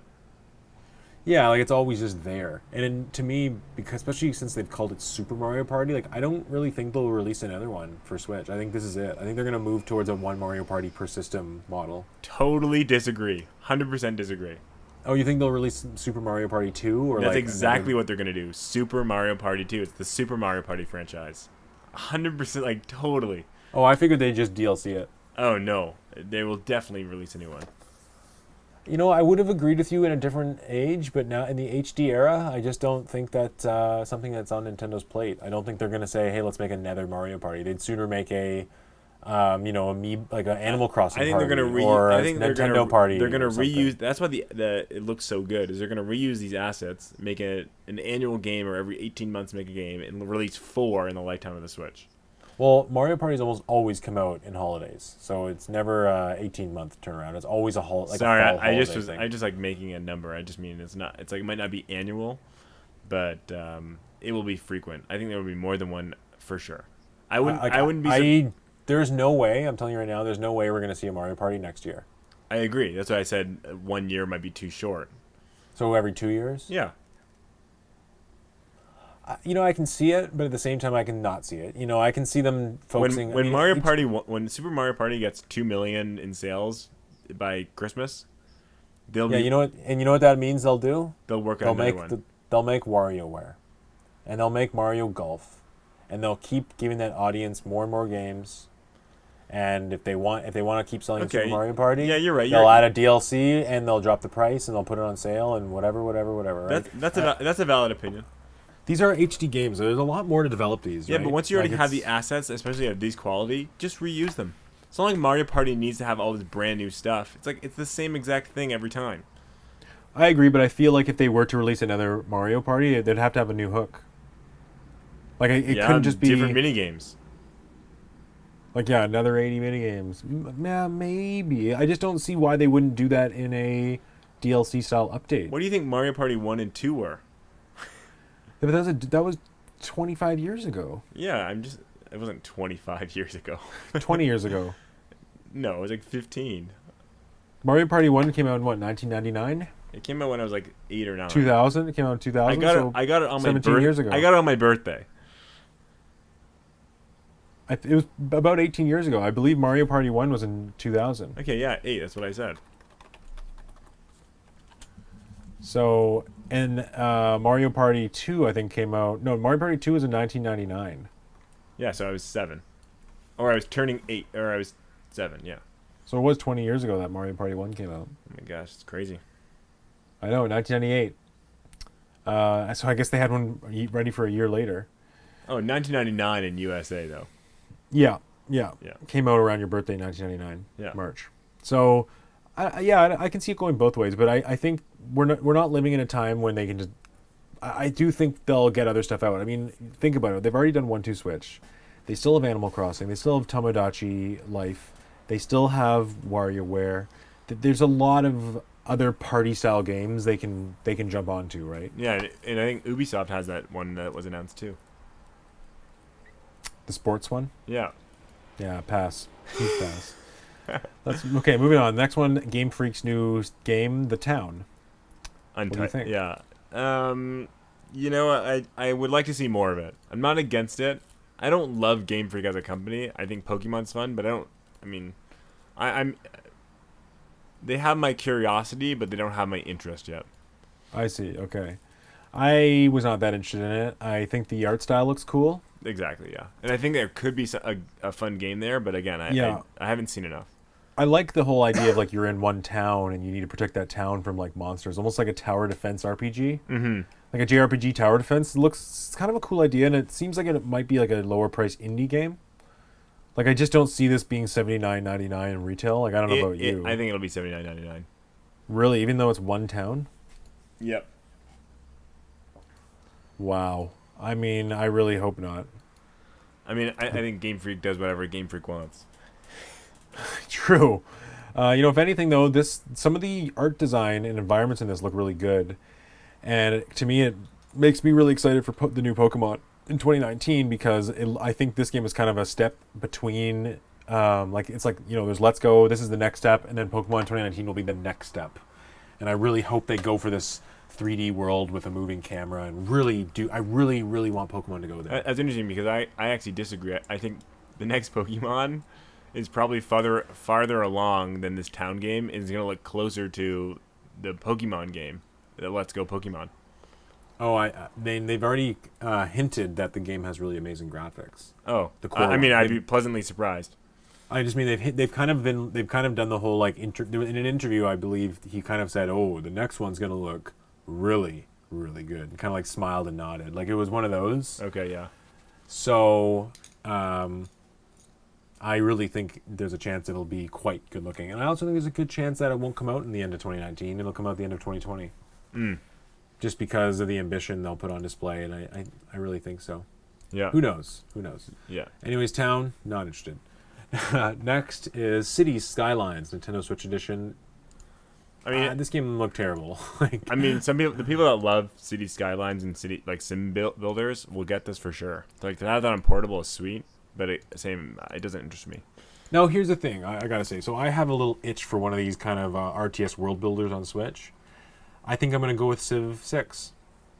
That is not the same kind of game at all. I know it's not the same. I know it's not the same, but it's the same. It's more similar than Mario Brothers. It's like you're basically acting as a god, looking down on the world, putting things places, and making decisions as a god / leader / king. Yeah, It's but the same I'm just thing. saying those are both those games are so vastly different in genre, even if they have the same kind Yeah, of, but that's like me being a snob and be like Donkey Kong and Mario Bros are so vastly different as 2D platformers. No, it's They're not. almost It's like not. different No, it's games. not. This is a totally. I don't think you know what Civilization is then, because that is not Maybe at all. I don't. Maybe I don't. Civilization. I thought- Civilization is closer to like Command and Conquer? StarCraft. What? Civilization is a turn-based strategy game where you're like against 5 other people and like you have to get resources and armies and conquer What? them in diplomacy. Okay, then what's the game where you play as like a king and you kind of build your kingdom, and then you get more resources and you fight battles and win, and you get bigger and bigger and bigger and bigger? Like what's that game? I have no idea. Age Sim- of Empires. Age of Empires. Hold on, Is that- let's rewind it. Age of Empires is like Civilization, right? But Age of Empires is StarCraft, so it's not turn-based. Civilization is turn-based. Where City Skyline is more So disappointing. City Skylines is like Sim City. You know, you build a town. Yeah, exactly. But you're not- SimCity. yeah, I thought Age of Empires was like that too. No, Age of Empires is like StarCraft but medieval. But here's the thing: StarCraft to me is like round based. Like after that round, it's over. Like you don't continually build and build and build. Yeah, that's true of both Age of Empires and Oh, okay. Civilization. So I was under the wrong impression where Civilization was one of those games where you just like build and build till you have like this pimped out No. giant amazing world. Civilization. And then you start. Civilization is like playing a 4 to 6 hour long board game of like, and think of like Settlers of Catan, but like extremely in depth. Okay, so if I am playing Civilization, let's say, by myself, I'm playing against what, one computer controlled enemy? You know, you're playing against. You can play against one AI. You can play up to, I think, up to 7 other AI. I think you have 8 players total. And the game persists over time, so I don't have to finish that game in that play. I can like pause it, play another Yeah, game. you can save, pause, whatever. It's like playing it's like an extremely long and in-depth board game. It's like there's diplomacy where you can like sell, trade goods, and raise your taxes, and like do all this kind of research, and then you take over a country because they have resources. It's like truly world diplomacy. It sounds interesting though. I mean, it sounds like a game where I'd get a little educational value out of it too. If you love like stat tracking and just like kind of planning the best path and like philosophical What about view, history? there's a little bit of history. So it's a little bit silly though. It's like one of the, because there's different leaders. I think one of the leaders is Gandhi, and you can actually like declare war as Gandhi, which is like, Oh, so no, weird. It's just, Yeah. But honestly, that game to me interests me.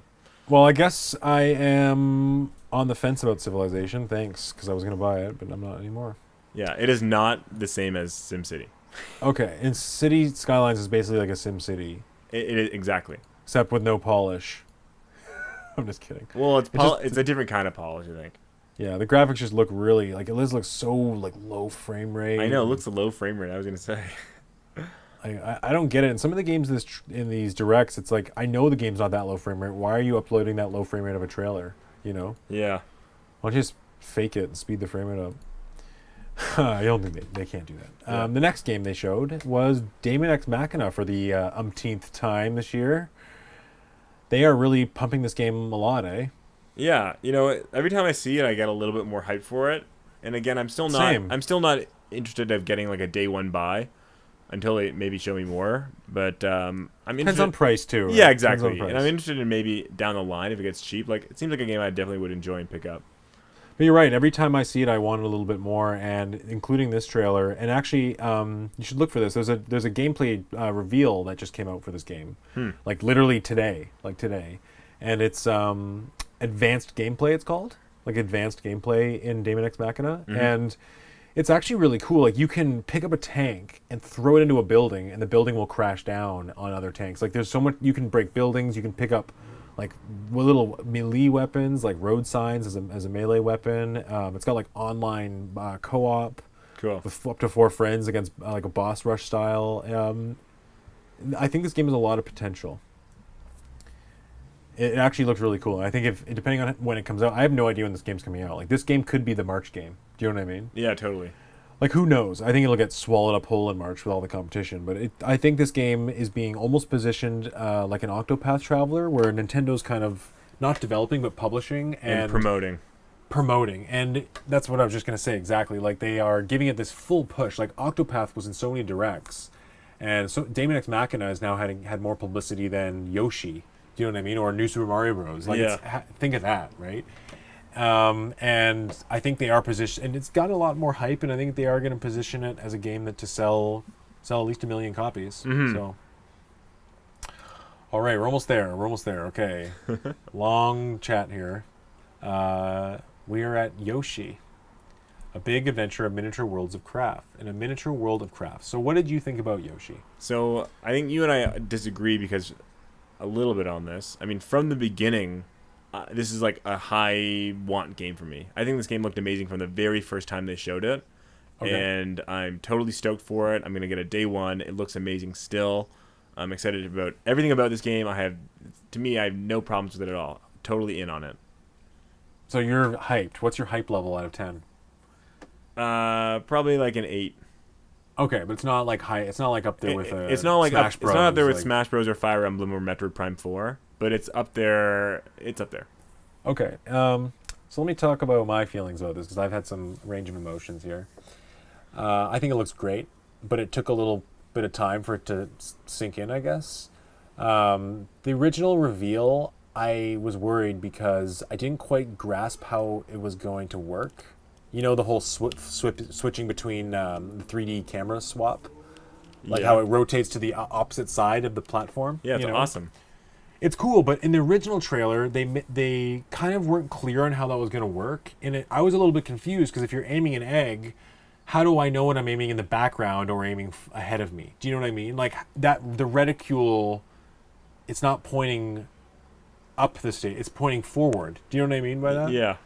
So I was very confused. I'm like, well, how is this really gonna be cohesive? And if I'm shooting an egg at an enemy in front of Yoshi, but also want to shoot into the background where I'm gonna hit a switch to do something. Like it was very confusing, and this trailer kind of showed me. Like it showed those kind of now. It doesn't look like now. It actually looks like they switched it where before you could actually flip the universe anytime. And I think they even showed it where if you ground pound with a friend, if you're playing co-op and you both ground pound, you could flip it. Oh, I'm under the opposite belief where before they were different levels, and now they make it so it's in the same level. Well, I think it was always in every level, but I think in this new version, you have to be either at a switch or you have to like beat the level once and go back and then do it backwards. I don't think it's just like, hey, you can flip it anytime you want. Oh, but in the old version, you couldn't flip it at all. You had to actually. It was like 2 different levels. It was like you had to beat the level and then you could replay the level. In the original in Woolly World, or what are we talking about? Or the original demo in A3? The original demo. Really? Because when I saw the demo, you could flip the world anytime by butt stomping at the same time as your co-op friend. I have never seen the gameplay of them doing that. Maybe I'm wrong. I've seen a lot of gameplay. I just have never seen that. And I remember when I first watched this at the first E3 was shown, they showed the gameplay and the guy was talking about it. He said, "Yeah, if you beat the game or beat the level, you can then go into the level in the flipped version." And then he said, "We're not going to show you the overworld because we don't want to reveal it, but there's a way to actually start that mechanic of flipping it to the other way." Cool. Okay. Well, but it looks like to me, it looks like they now have put it in so you can flip it in the middle of the world at a switch or whatever. Exactly, but I like that there is a switch, and it's not just too. like any time. I don't think it would ruin the whole point of the game. I know, and I would just hate to play that game. Be like, okay, I've walked ahead 5 feet, flip it and look at everywhere. Okay, flip back, walk ahead 5 feet, flip it and look everywhere. Yeah, I don't want to have this like obsessive compulsive needing to like flip. It would ruin the whole point of the game, though. The whole point of the game is that you see it from one point of view, one level, and then you get to experience it from the other point of view, because it's like you notice like these little cute secrets. And I love the like hitting something that builds the level out. And I like how I like the art style, even that it's art like all style, yeah. it's like paper, like cut and paste, and it's like there's tape on everything, and like everything's held by sticks and stuff. And it kind of looks like crappy in a cool way. You know what I mean? Like there's like a cow that looks like a kid drew it that's on a stick figure in the background, Yeah, but it yeah. doesn't. Like you know what I mean? It's so within the It's style. like so crafty. It's like truly like a craft. And I just love looking in the background because the backgrounds have so much depth. Mm-hmm. And it looks so cool. And I almost, a part of me wanted it to be full 3D. Like, just wanted me to be able to run around that full 3D world. You know? Yeah. I think that might be the next step for Yoshi. Well, I don't know. I think I kind of like them being the 2D game, to be honest. Oh, yeah? Well, nonetheless, I think it looks great. I think it looks like like a generational leap from Woolly World. Oh yeah, me too. You know? Like, it looks like it's gone Woolly World from GameCube to... I guess that generation leap doesn't make sense, but like PS2 to PS3. Yeah. You know, like a traditional generational leap. Yeah, I think it looks great. They didn't really show a lot of it off. Like they haven't really done a deep dive of what this game is yet. Like it's like, you know what I mean? It's like they showed it off almost only a little more than they showed Luigi's Mansion. Yeah, I think in the next direct or the direct after that is when they'll like have release date and show a lot. Yeah, probably like a January direct. We'll get really into it and then show a nice taste of it. And I think it'll probably come out in maybe June. I think it'll be either right before E3 or right after. Yeah, It would be like the Mario Tennis of this year. Yeah, like my prediction for next year, if we can jump into this for a second, is that we get New Super Mario Bros. In January, probably nothing February, March. I mean, first party only. And then we get Daemon X Machina in like April or May. That's not first Yep. party, but okay. Okay, but it's published by first party, so it's like as first party as Octopath was. Yeah. It's a big exclusive. And then after that, in maybe June, you have Yoshi. Like that'll be their Switch promotional material for the first half of the year. You know, I think that's pretty weak. I think they'll sneak in another Port. port. And honestly, to be honest, you know what I think it's gonna be? What? Shin Megami Tensei times Fire Emblem or Wonderful 101. I think they're gonna choose one of those niche Japanese games. And the fans are going to love it. Yeah. I just don't think it's going to be another like Mario or Toad or... No, I agree. It's only 3D World's going to come out. They need right another little more serious of a game. Like, you know what I mean? Like a hardcore kind of game. Yeah, and I think they are going to do one of those more hardcore niche ones. Like, they're not going to get the obvious staples out. They have 3D World down the line to come and maybe Pikmin 3, but I think they'll get something... I mean, actually, Pikmin 3 remake would be cool. I hope. Who knows? Yeah. Who knows? There's a bunch They could announce Metroid Prime Trilogy to come out in May. They can announce it in December. Who knows? Who knows? But anyways, back to topic. Yoshi looks great. I think it's going to do real well. Probably going to come out, spring. What do you think? That's probably June? I think it's June. It's the same thing as Mario Tennis this year. June 29th or whatever it is. Yeah. And it'll just be remasters until then. And I think that with a June release for Yoshi, I do think we're looking at a delay for Fire Emblem. I know we mentioned that earlier, but I think Fire Emblem not being a part of this Direct 2 is kind of telling. I think Fire Emblem will be October. Oh, wow, that late? I think it'll be like late summer. I think August at the earliest, October at the latest. Okay. And I think, to be honest, when I rewatched the trailer for it, I think it's going to be a great game. It's a little rough they showed it, but I think it's going to be great in the end. Well, if there's one thing that's true is that all the console Fire Emblem games they've made so far are like loved by everyone. Okay, I didn't know that. That's cool. Yeah. I just really like how now you can like roam around a town as a player, and like you see these big castles. Like you couldn't do that before. That was recent in the newest 3DS game, and people loved it, so I think they put it back in. Oh yeah, but it was still like you were exploring the towns like from a top-down bird's eye view. It wasn't like a 3D modeled world. In the DS version, 3DS version. Yeah, the newest 3DS game. So Shadows. I don't know if it wasn't all the time. It was like when you entered caves or you entered certain buildings, you had a 3D model. It was like third person. You ran around and you. No kidding. And the camera could be spun around. Yeah, and when you ran into an enemy, it started a small little battle of top-down strategy. Wow, that's so cool. I really hope they put that in the new one. Well, it looks like they are. That'd be cool. And I really liked how in the battle when you like select a character, like zooms in on them and shows like everyone around them and stuff. Yeah. But anyways, no Fire Emblem. I think that's a sign. I agree with you. It's going to come late. Next, they showed a lot of these board games: Carcassonne, Asmodee, like these board kind of card style games. Yeah, Catan. I mean, yeah. Catan, to me, the Catan one was the most interesting because I actually like that game. Oh, but, I hate Catan. Oh, really? Yes. Well, I don't think I'll buy it because I'd rather just play the board game. If I know people who want to play Catan, we'd play the board game. Yeah, you know? the only time it's cool is if you were flying with like 3 or 4 people. You know what I mean? Yeah, or like a bus tour, like you're on a bus Yeah. traveling. All right, next we have Civilization 6. Yeah, that interests me, but we'll see. We talked about it. I mean, it actually looks good on Switch. Civ games are awesome.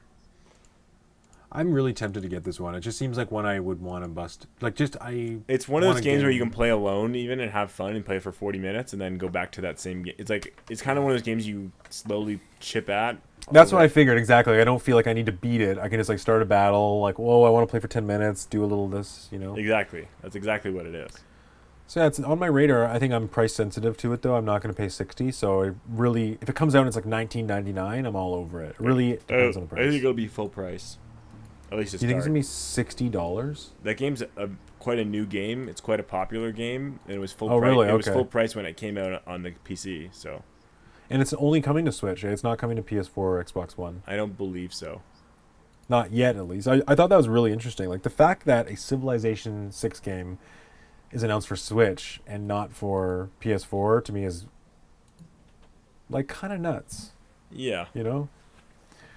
Anyways, let's move on to Starlink was shown next. Battle for Atlas, more Star Fox. They showed Wolf. I think they announced, or they kind of implied before, but I think they showed Star Fox exclusive quests or missions. Okay.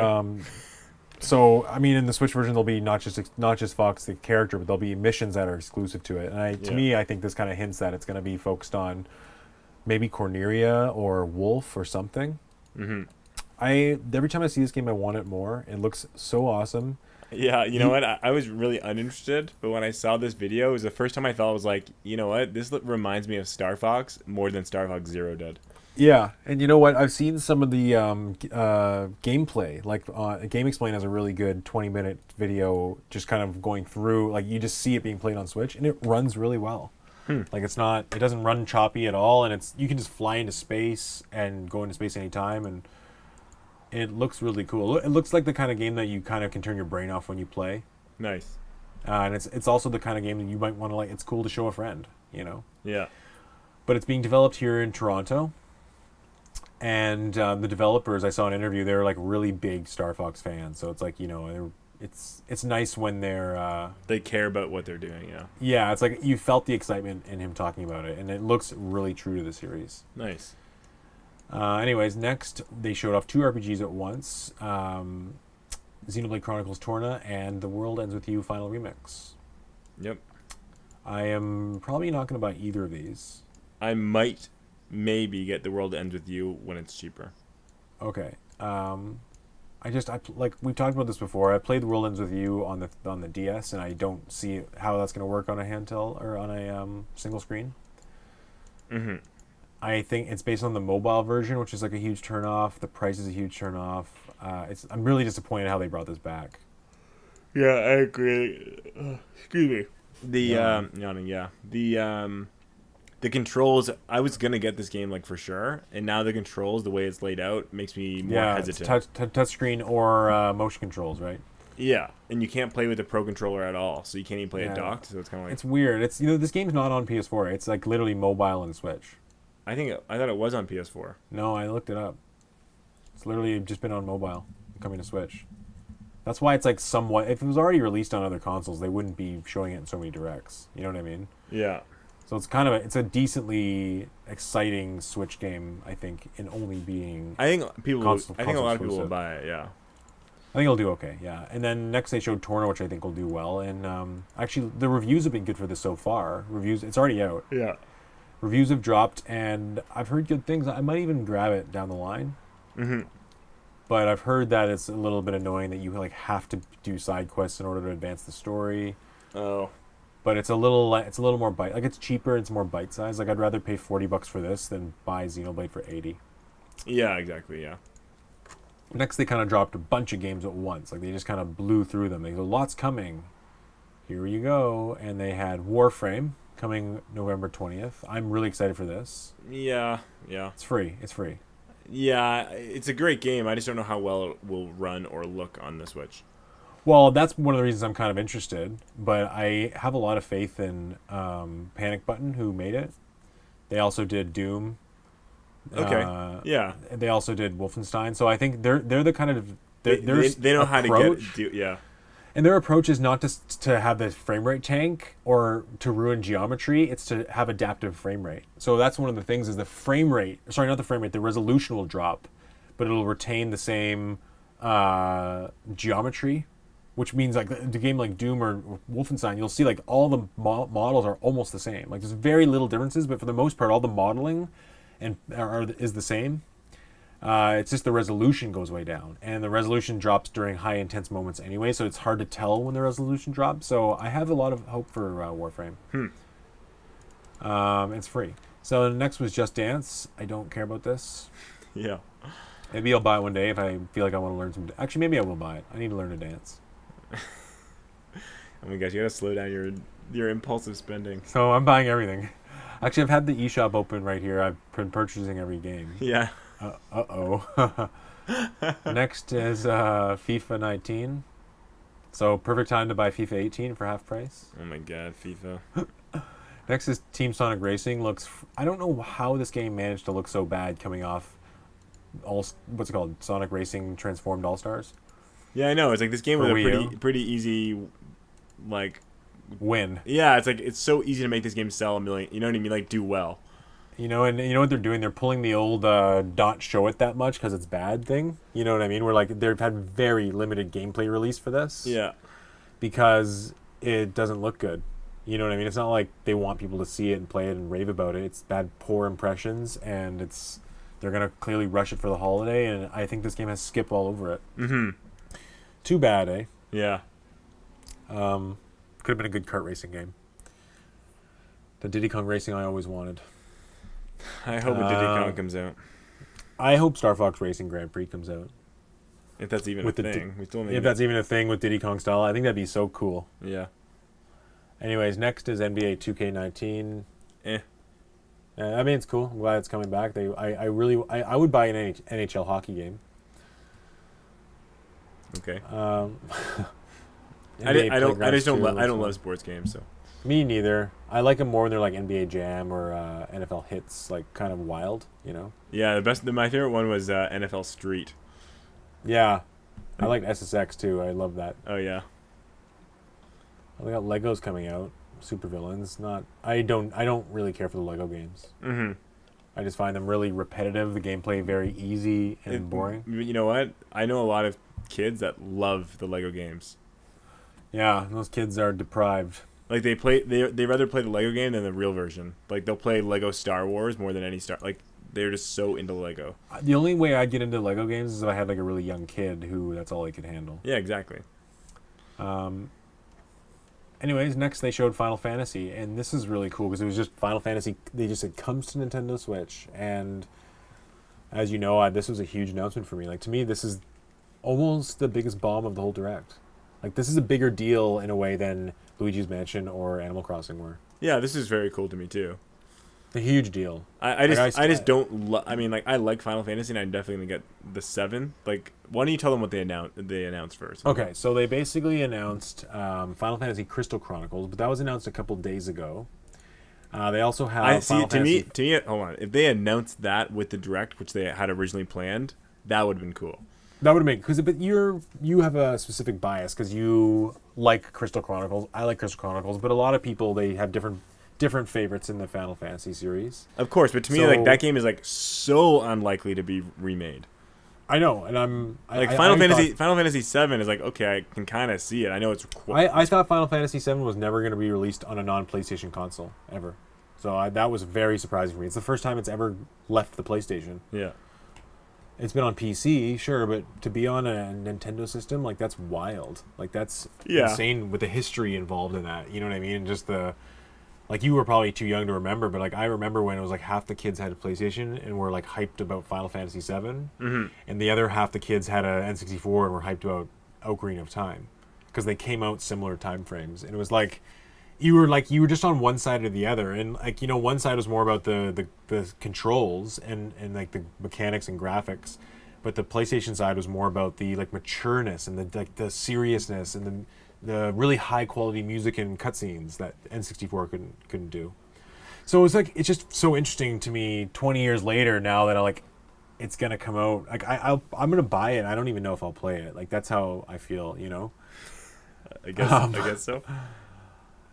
So truthfully, I'm really excited about Crystal Chronicles as well. But the rest of it was just like wow. Like, and it wasn't just like one game. They really dropped a lot. Like they have the Final Fantasy 15 Pocket Edition, which is a mobile game. I don't really care for that much. And they have the Chocobo Mystery Dungeon, which I believe is like a 3DS up port, if I'm not wrong. And this is the first time it's been announced. The Chocobo Mystery Dungeon. Oh, cool.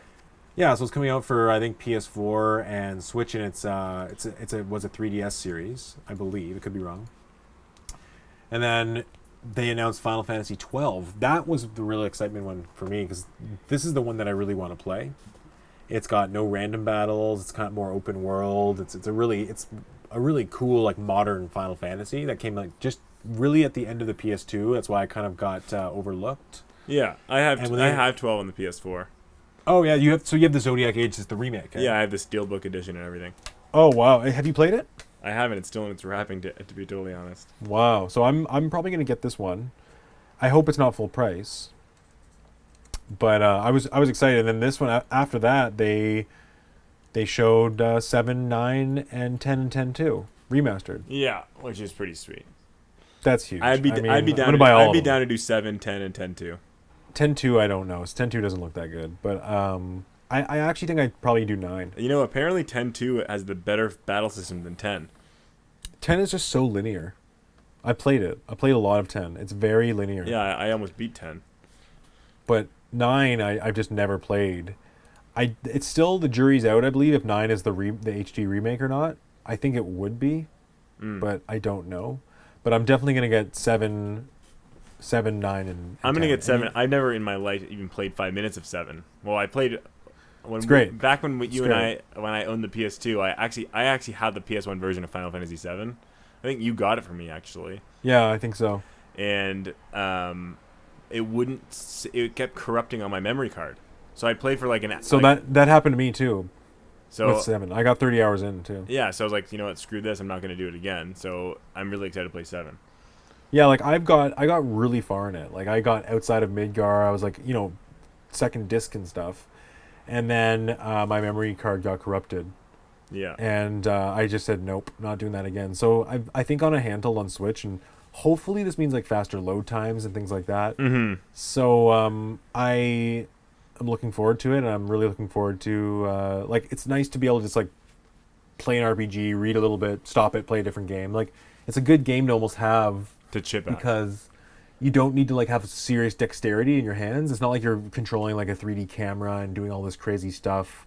Or action RPG or anything like that. You know what I mean? Like on a train or a car ride, it'd be more comfortable to just like read along in a cutscene or like, go upgrade your menus. Like it seems so much RPGs and handhelds go together like bread and butter. Yeah.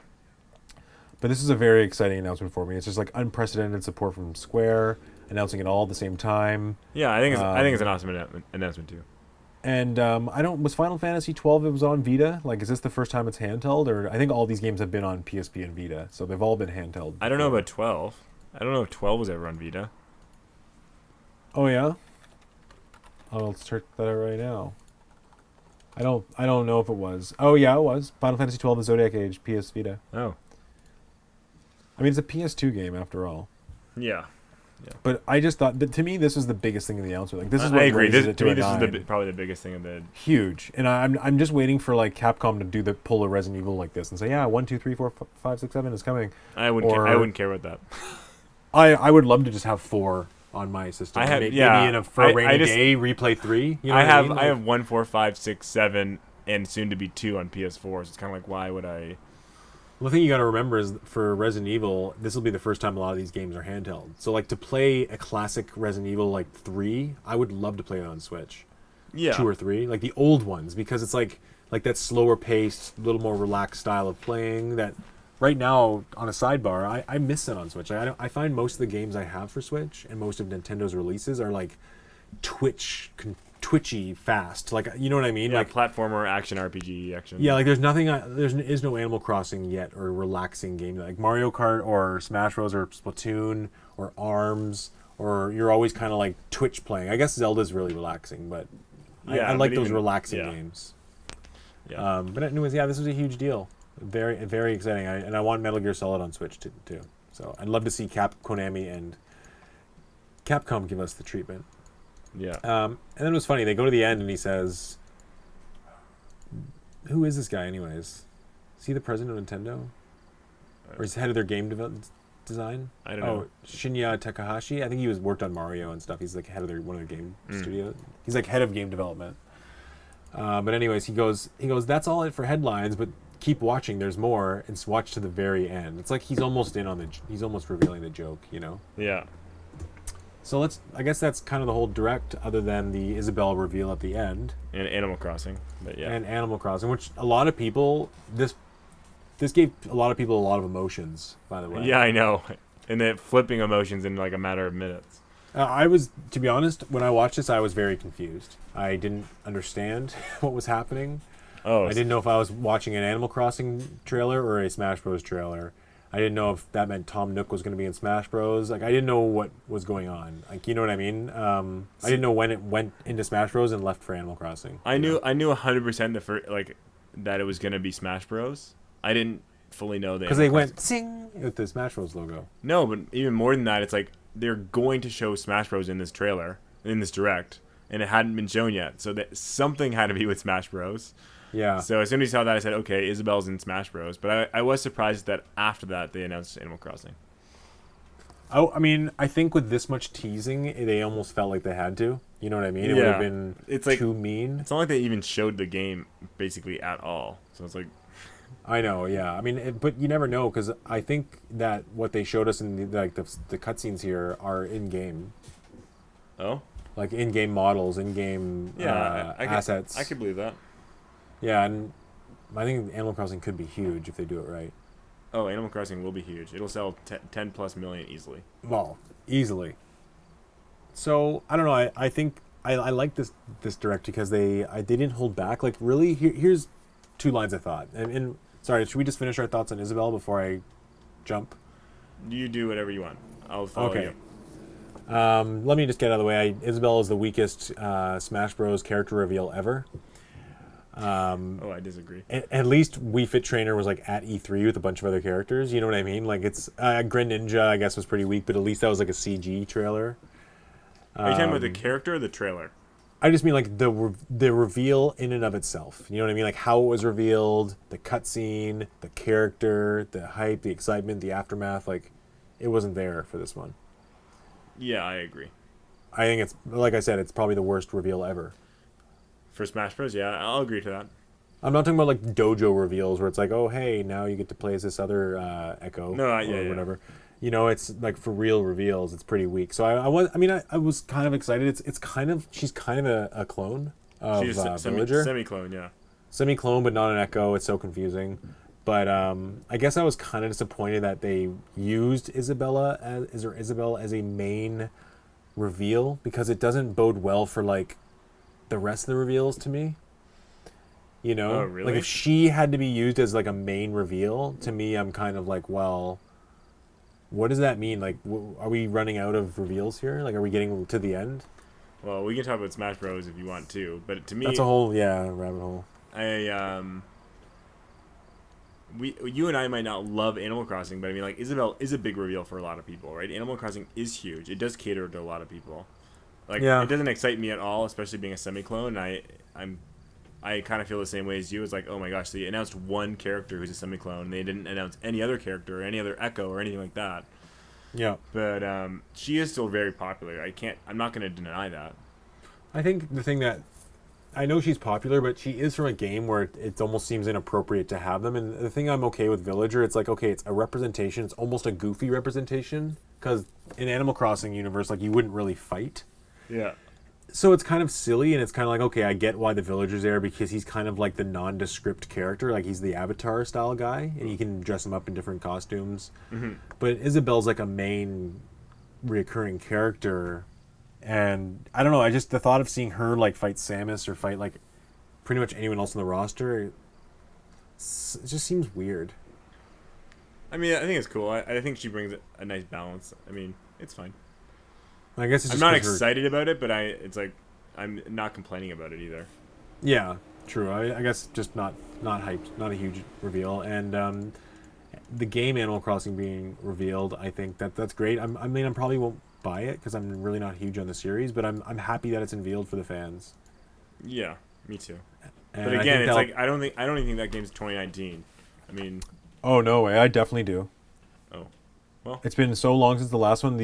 I think they intentionally did not show us much, but there's a lot to show. Do you know what I mean? It's Okay, just yeah. it was not a good time to show it. I think I- you're right. You know what? This game and with maybe Fire Emblem could be their E3 game. I think so. I think it's going to be a big E3 game. It's going to be next fall, along with like Pokemon and Fire Emblem. Mm-hmm. I think the more I talk about the lineup and know about it, the less I feel like Metroid Prime is going to come out next year. Well, I don't think it will at all. No way. No, I'm like beyond the point of thinking. I think now at this point we're looking at like a Fire Emblem, Animal Crossing, and Bayonetta 3 fall. I don't even know if Pokemon's going to make it. Oh, I think Pokemon's more likely than Bayonetta 3. I think they're both 50-50 for me, but I think there's a chance they both make it. Like I see Bayonetta as a better chance next year than Metroid Prime. Me too, 100%. Yeah. I think Metroid Prime will be the 2020 holiday game. Wow, that far away. Yes. that's depressing. Well, think about it. They like, in my opinion, I mean, we could always speculate this too. They had literally just started, or not started, or barely started, when they first revealed the title at 2016 E3. No, it was 2017. So I mean, So that's when it began. so development. so it's like to put out an HD Metroid Prime game where they have no HD Metroid Prime assets, right? They can't draw from anything. They can, you know what I mean? They have to make brand new HD everything for Metroid Prime. They're not having Retro do it. So I'm just saying it will be 3+ years. Now here's the funny thing: do we know that Retro's not doing it? I mean, I know it's pretty much like pretty heavily leaked and known that Namco is developing it with Nintendo, but like there could be a surprise. It could be some surprise. Retro is working on it, type of thing. Yeah. I mean, it makes sense. I mean, But, yeah, it's possible. Yeah, I agree. I think Metroid Prime might be like a May 2020 game. I mean, we're just shooting in the dark here, but yeah, I think like looking at the lineup for this year, I think when I see people go out there and say, yeah, and Metroid Prime and Bayonetta and a new Pokemon and this and this and this, it's like Games it's a will little get bit like delayed. Yeah. calm down. Like Yeah, exactly. Just like last year we got Smash Bros and Fire Emblem and Yoshi and you know what I mean? Like we didn't. Yeah. So chill. You know, we didn't even get a freaking new Super Mario Bros port. But I'm trying to think, what was I saying before? I don't even remember. Metroid Had Prime. just Metroid Prime. I guess Next year's lineup, I don't know. I don't know. I mean, that's a lot to. We just digested a lot of stuff. Yes. Yeah. So overall, I mean, it was a good direct, and like I said, it appealed to a lot of people. You have people that had the nostalgia with Final Fantasy. You got those Capcom brawler bunch or whatever it's called, beat 'em up bundle. You got Animal Crossing, which is huge. You got a new Smash character, which people are happy about. Luigi's Mansion 3. But nothing really blew me away. Like, the thing I was looking for is one of my favorite Smash characters would have been announced, would have made me a lot more excited, or a game that, like, we know about. Like, Animal Crossing is the kind of surprise hit of this direct, and it wasn't for me. They showed... That's how I feel exactly. It's like the game they happen to announce that we all are salivating for is one of the ones I don't care about. Exactly. So I think if that was just a different game, I would have rated this a 9 out of 10. But for me, if I really think about what like quote unquote that game is to make me get that, there's only a few games that'll do that. And Oh it's yeah, me too. It's like F-Zero, Metroid, Bayonetta. I think like, a wave race would have been sweet, right? Yeah. But then again, if they showed a Wayverse instead of an Animal Crossing, like maybe that would have been really cool for us. I know. Maybe Yeah, that's what I mean. Maybe So, not for Animal Crossing fans. And the other thing too is that they may have shown it, and we would have said, "Wow, this does not look that good," and then you feel more disappointed. You know what I mean? Yeah. And maybe that's why they wait till the last second to show games sometimes, is they just want to be as polished as possible and the best graphics. Yeah.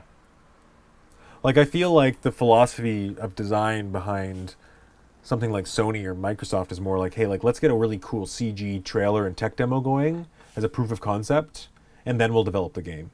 Yeah. So by the time they unveil it, they have this awesome showing. You know what I mean? A CG awesome trailer. Where Nintendo's more like, okay, why don't you take these, like, this ball polygon and the square polygon and, like, find a fun way for them to bounce around in this world. And then when you find the gameplay hook, then we dress up the gameplay hook and dress up the world in a story, like Pikmin or like, something like that. Mm-hmm. Where the graphics kind of come later. And we've seen that before. We've seen it time and time again with Nintendo. Games looking much better before release. I mean, it happened with Star Fox Zero. It happened with Pikmin. It happened with now Yoshi's Crafted World. So I do think that's why they're more inclined to show stuff later. Like, certainly at this point, they could have shown us a Metroid Prime trailer. Uh-huh. But I don't know. I mean, like, let's say hypothetically they showed us like a CG Metroid Prime trailer with like Samus like walking in and it just goes like 2019. You know what I mean? Like, would that have been worth it? Yeah. You think just CG and like, hey, next year you're gonna hear like, is a teaser trailer make sense after it's already You know what I been think? unveiled? And maybe not just a CG trailer, but what they could have done is done a CG trailer and then had like the camera move into the helmet and showed almost like maybe 1 second of what it's gonna look like. Like the Like, HUD yeah, like loads on, then it cuts. Like not even like move around the world, but like know that like that's what it's gonna look like. People would analyze it for days, and it would get people so hyped. Yeah, I agree. Now, I have another... I do remember what my thought was before. It's kind of like the last final wrap-up thought here. Mm-hmm. And more of a question, too, is that... so, with the Switch, all these games we know of now, Animal Crossing, Luigi's Mansion 3, New Super Mario Bros, Smash Bros, like, you remember when they first unveiled the Switch in the January Direct? Yeah. And we thought they were going to, like, just unload us with all these announcements? Yeah.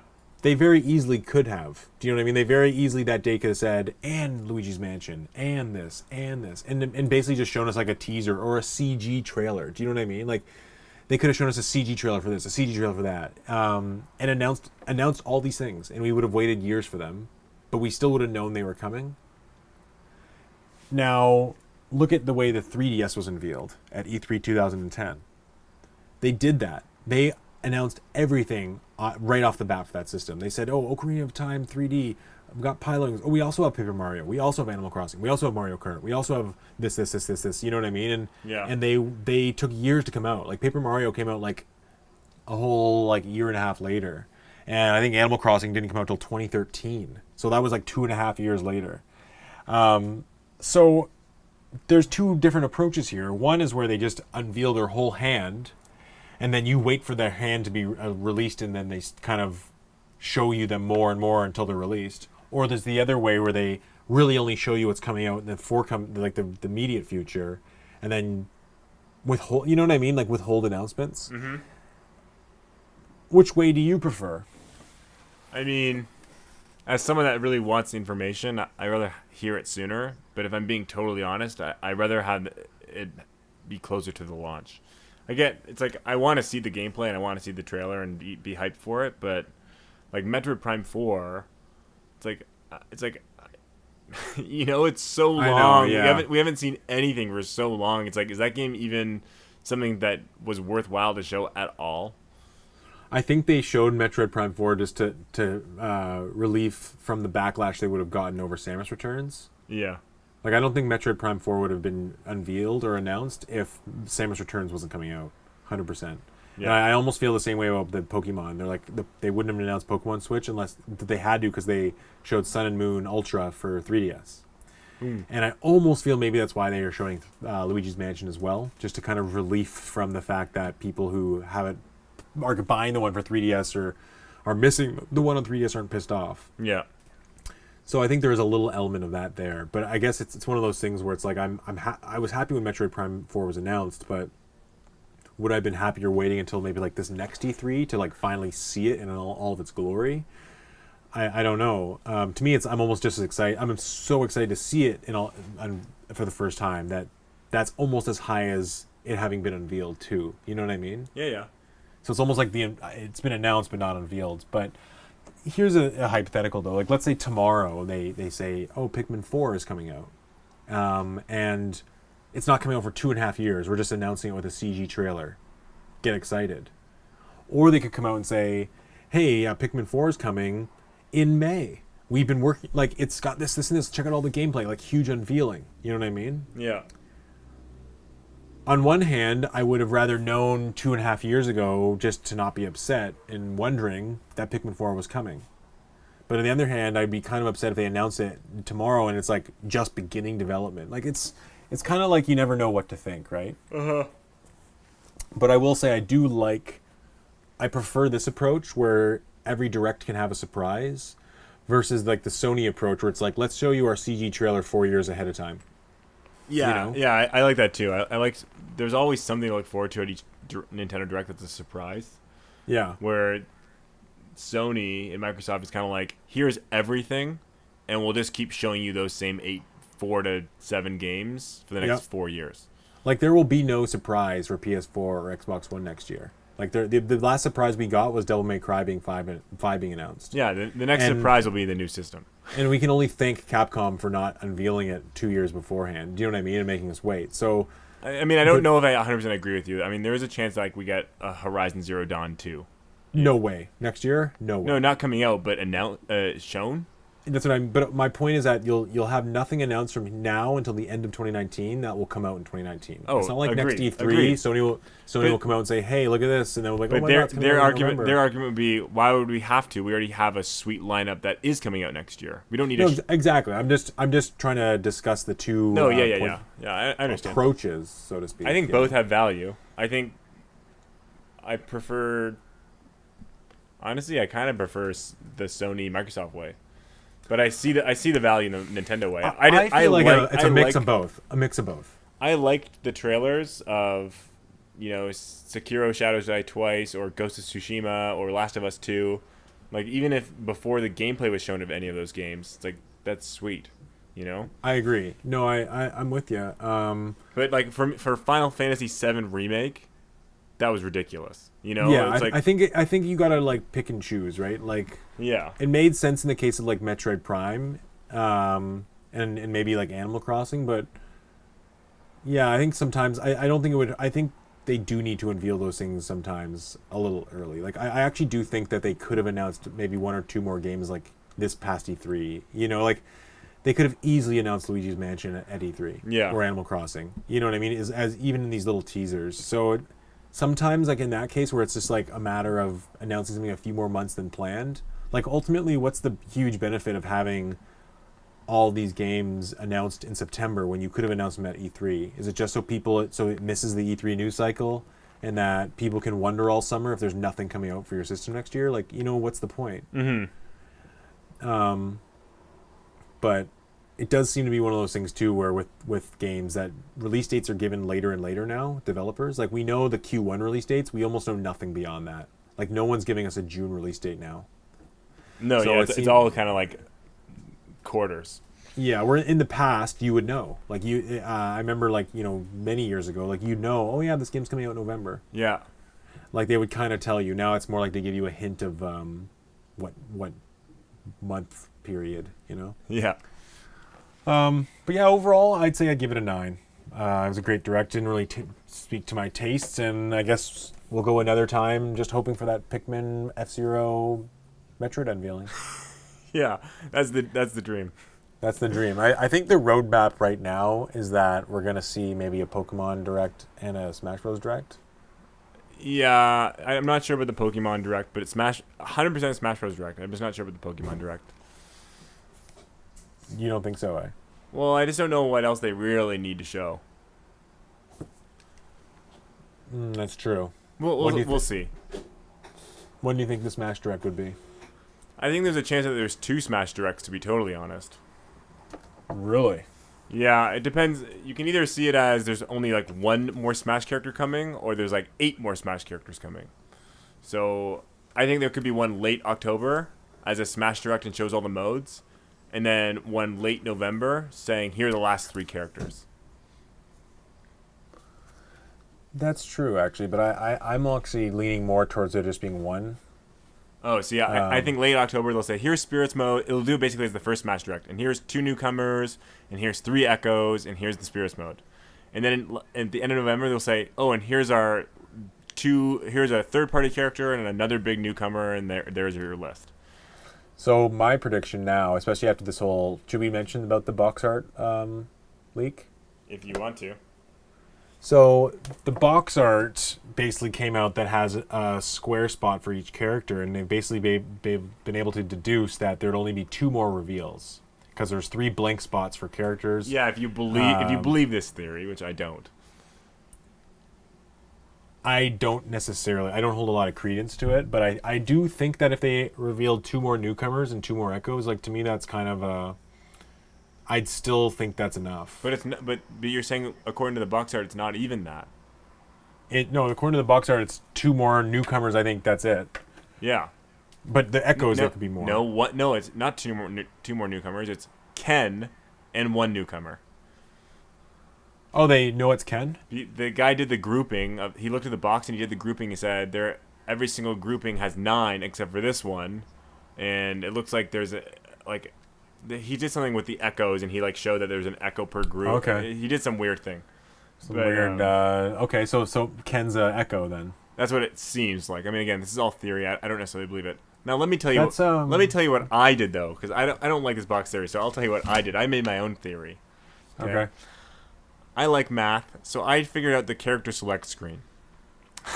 So you think they're gonna base the character select screen on like a numerical how the layout works? So. Well, here's do you think I just don't. I don't think the layout of a menu screen is how to base how many characters. No, it's not. But let's rewind. All I'm saying is, do you think the character select screen will be a perfect rectangle or not? I think it's always going to be changing because DLC new. I don't think they. No, I don't. Okay, well then never mind. My theory is basically either it won't be or I have some numbers. But even if it would be, they're going to have DLC, right? So it doesn't matter. They're not but basing DLC, their decision. Yeah, no, but I'm saying DLC will turn it from 5 rows to 6 rows of a different number, and it works out again, right? Maybe I just don't hold a lot of credence to that. Oh, but I don't think do for sure. So how many more characters based on your theory then? Well, it depends if you do 5 rows, 6 rows, 7 rows, but basically it looks around the same. You could have 1 Echo or 1 newcomer, but the most hopeful version that I see is 5 rows, and you have 70 newcomers and then 10 Echoes, which gives us 5 more newcomers and 4 more Echoes to be shown, which to me makes sense. You get 2 and then you get 3, right, in the October, and then November they get 3 and 1. I just think that they would have shown 2 characters this direct if they had that many. I think they were trying. I really do. I agree, and my thing might be very unlikely. But I'm just saying there's a chance that they said, let's not focus on Smash this direct. You have your own direct coming in October, and you already have something else coming in November. This is not going to be a Smash thing. I can actually see there being one more Smash Bros. Direct in November, like late November. That's basically going to say, here's your last 2 or 3 newcomers. Here's your last 2 or 3 Echoes. Here's Spirit Mode. Here's online. Like the 50 Fact Extravaganza. Like they're going to give you that final. I think there's going to be 2. There will be something in October for sure. There's always a character reveal every month, and if we follow the timelines of... Is there always every month? As far as what about July? No, as far as the other... Not every month, but I'm just saying, especially leading up, if you look at timelines from other games, it's not... They're not going to wait 2.5 months to show something. And also, if you look at Smash Bros. For Wii U, they revealed 3 characters in the last week before the game. Right? Yeah, but that's because were they revealed or they were leaked? They were both. Yeah, exactly. But this time they tried to hide those so that people could buy the game without knowing all the characters. But this time they've said they're not going to do that. So I don't think you can base it on the Wii U's cycle of character unveilings. All I'm saying is I wouldn't. I actually firmly believe that there's quite a few more characters coming. But I understand if only one gets shown and that's it. But I think there's another 9 characters coming, to be totally honest. 9 more characters. I think there's 5 more newcomers and 4 more echoes. I think that's so ambitious, but I don't know. I guess we'll see. I mean, I hope you're right. I just mean, like, I'm trying to be tempered at my expectations, right? Yeah, I mean, I could be totally wrong. Who knows?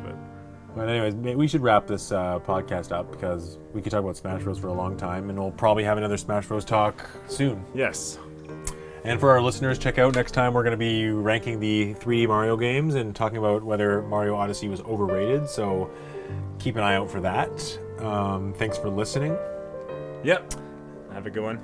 Yep. Well, gotta be nicer to our listeners than that. You gotta talk to them. Well, make sure you like, subscribe, leave a comment. Thanks leave for us- listening to the whole thing.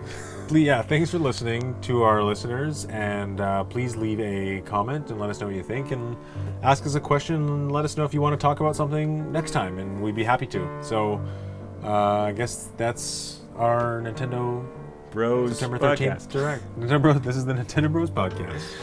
This is Pete signing out. This is Derek. See you later.